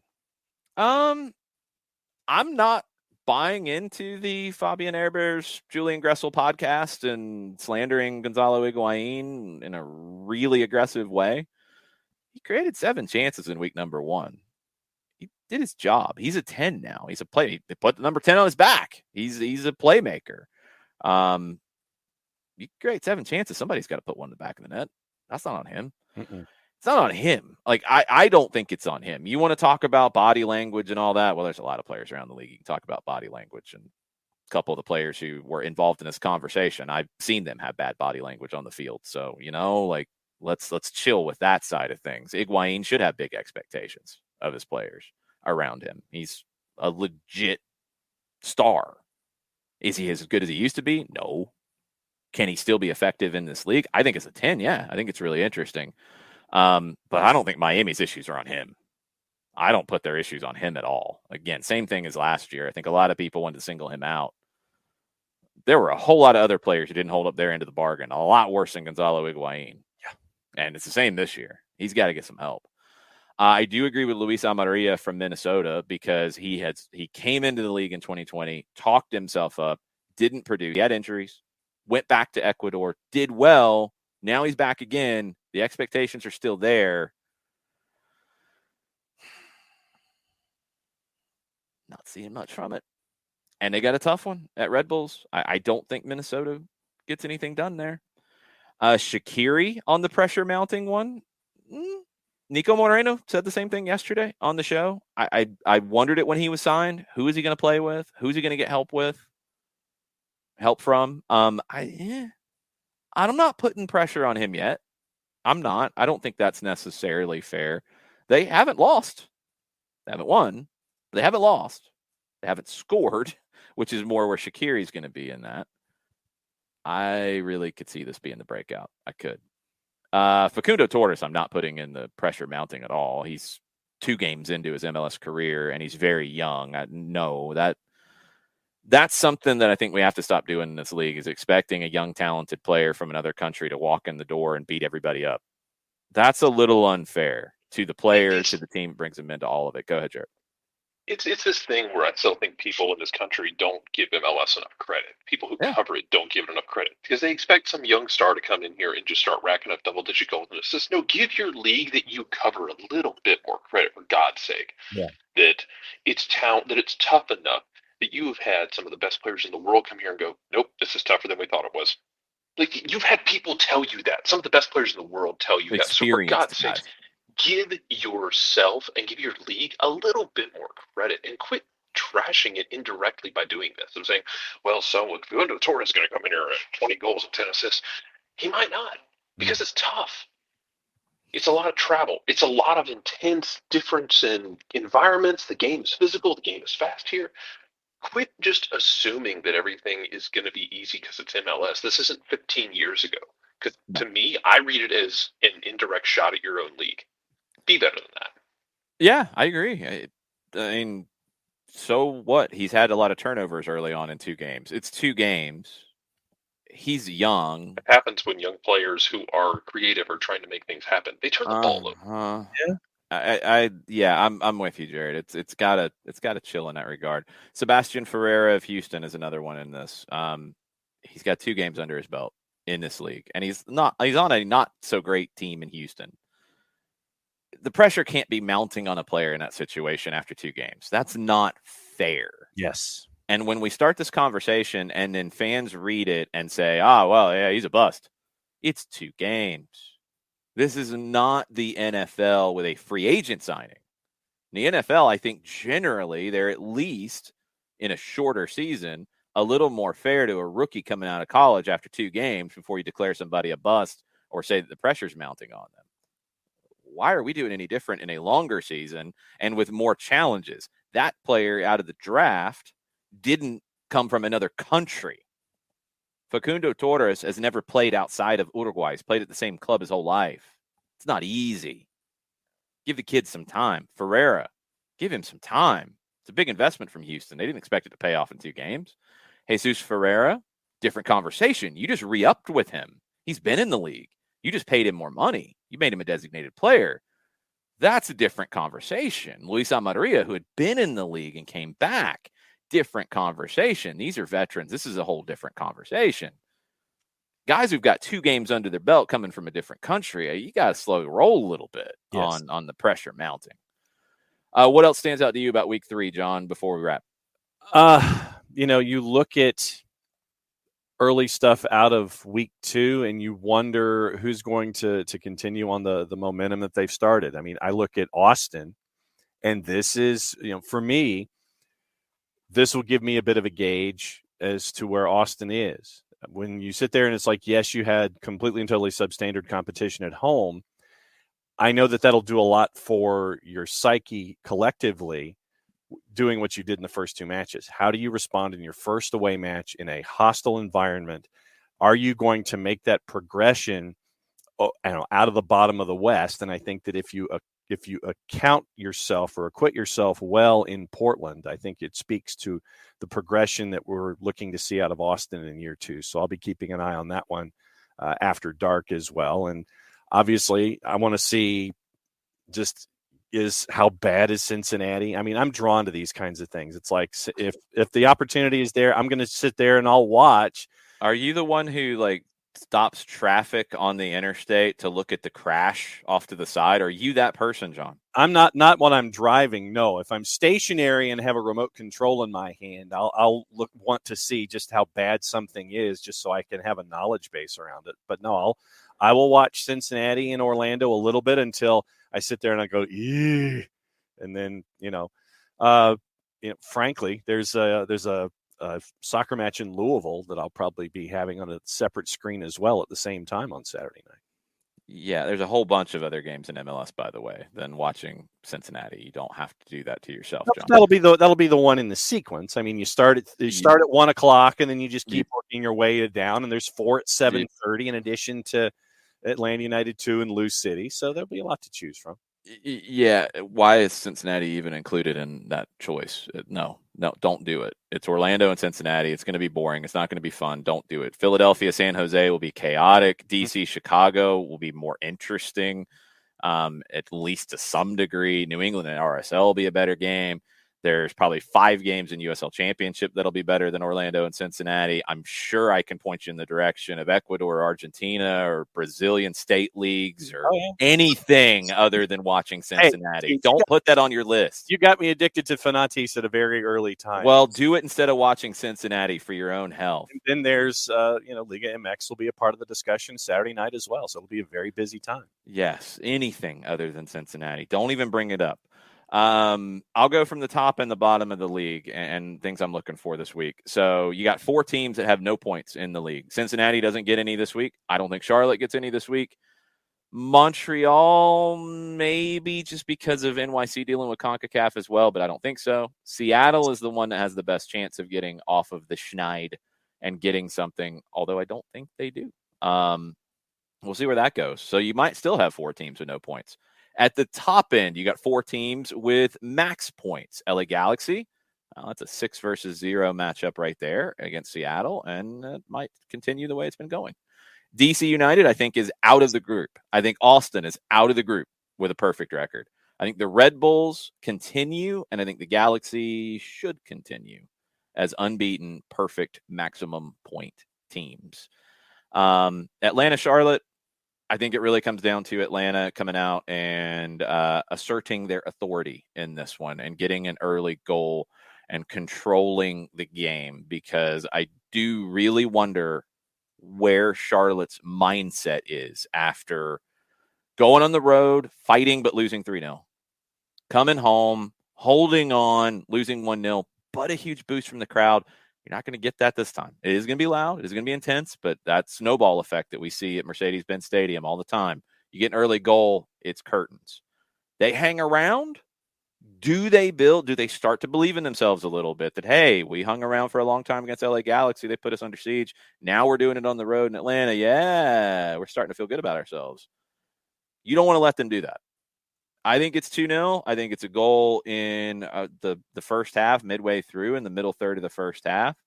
And I think it's one in the second half to put it away. I think it is comfortable for Atlanta. I'd love to see dominant. I'd love to see a thrashing. I'd love to see all of that. Love to see a Joseph hat trick, get him going, all these kinds of things. But I think it is a comfortable win for Atlanta as they start to incorporate some of these faces we've been wanting to see. Moreno for more minutes, maybe a little bit of Almada in his Atlanta debut officially. Alonso back into the group. Really looking forward to seeing what the lineup could look like for Atlanta United. Gonzalo Pineda speaking to the media here in just a bit, I believe. I think it's after training. So should be starting up pretty soon. Follow your favorite accounts on Twitter for live updates. The club's been posting the media availabilities on YouTube later in the day, so be on the lookout for that if you want to hear all of Gonzalo's comments. We'll be on the air on 92.9 The Game, on the Odyssey app. I think possibly on the SiriusXM FC channel. I think that's not 100% confirmed. Mike is in Seattle. Mike is going to a family member's wedding. All of the pre-wedding events, because the wedding's actually on Sunday during the game. He's coming back on the red eye to be on the air with me on Sunday. We'll be in the venue pretty early and get you ready for Atlanta and Charlotte. The first meeting of the Biscuit Brawl. I want it to be the Biscuit Brawl so bad. I want it to be. I want the winning team to eat biscuits afterwards. Anything, I'll take it. The Biscuit Brawl is really sticking with me. It's not going to stick for anybody else though. It'll be a fun time. Like I said before, and following the model of what Chivas and Club America are doing. Yeah, you're going to see Charlotte fans who are going to have a shirt that says "Screw that city" as a native Metro Atlantan. That kind of ticks me off. So what? I don't care. That's the heel turn they want to have and have fun with it. Good, have fun with it. Offer them a beer. Talk to them, welcome them to the city. If they get beat and they're on their way out, say something nice. Wish them a safe ride home. Whatever it takes. This can be full of animosity on the field. This can be one where you don't like that team and that color and that city and all of that. All that's great, but no stupidity, please. Please, no stupidity. And I'm not expecting it, but after what we saw last weekend, it just has to be reminded every single time at the stage. So looking forward to a fun one on Sunday. Hopefully the rest of the country picks up on what is happening in this region for the game. I'm really, really excited to see it. All right. Thanks for hanging out with us this week. We'll be with you from Gainesville tonight, 6:30. Dalton traveling to Johnson. 2 recent state champions on the field on the boys' side. 1 game, 6:30. John and I will have the call for you on the SDH app and on soccerdownhere.net. We'll have a watch-along tomorrow night for Atlanta United 2.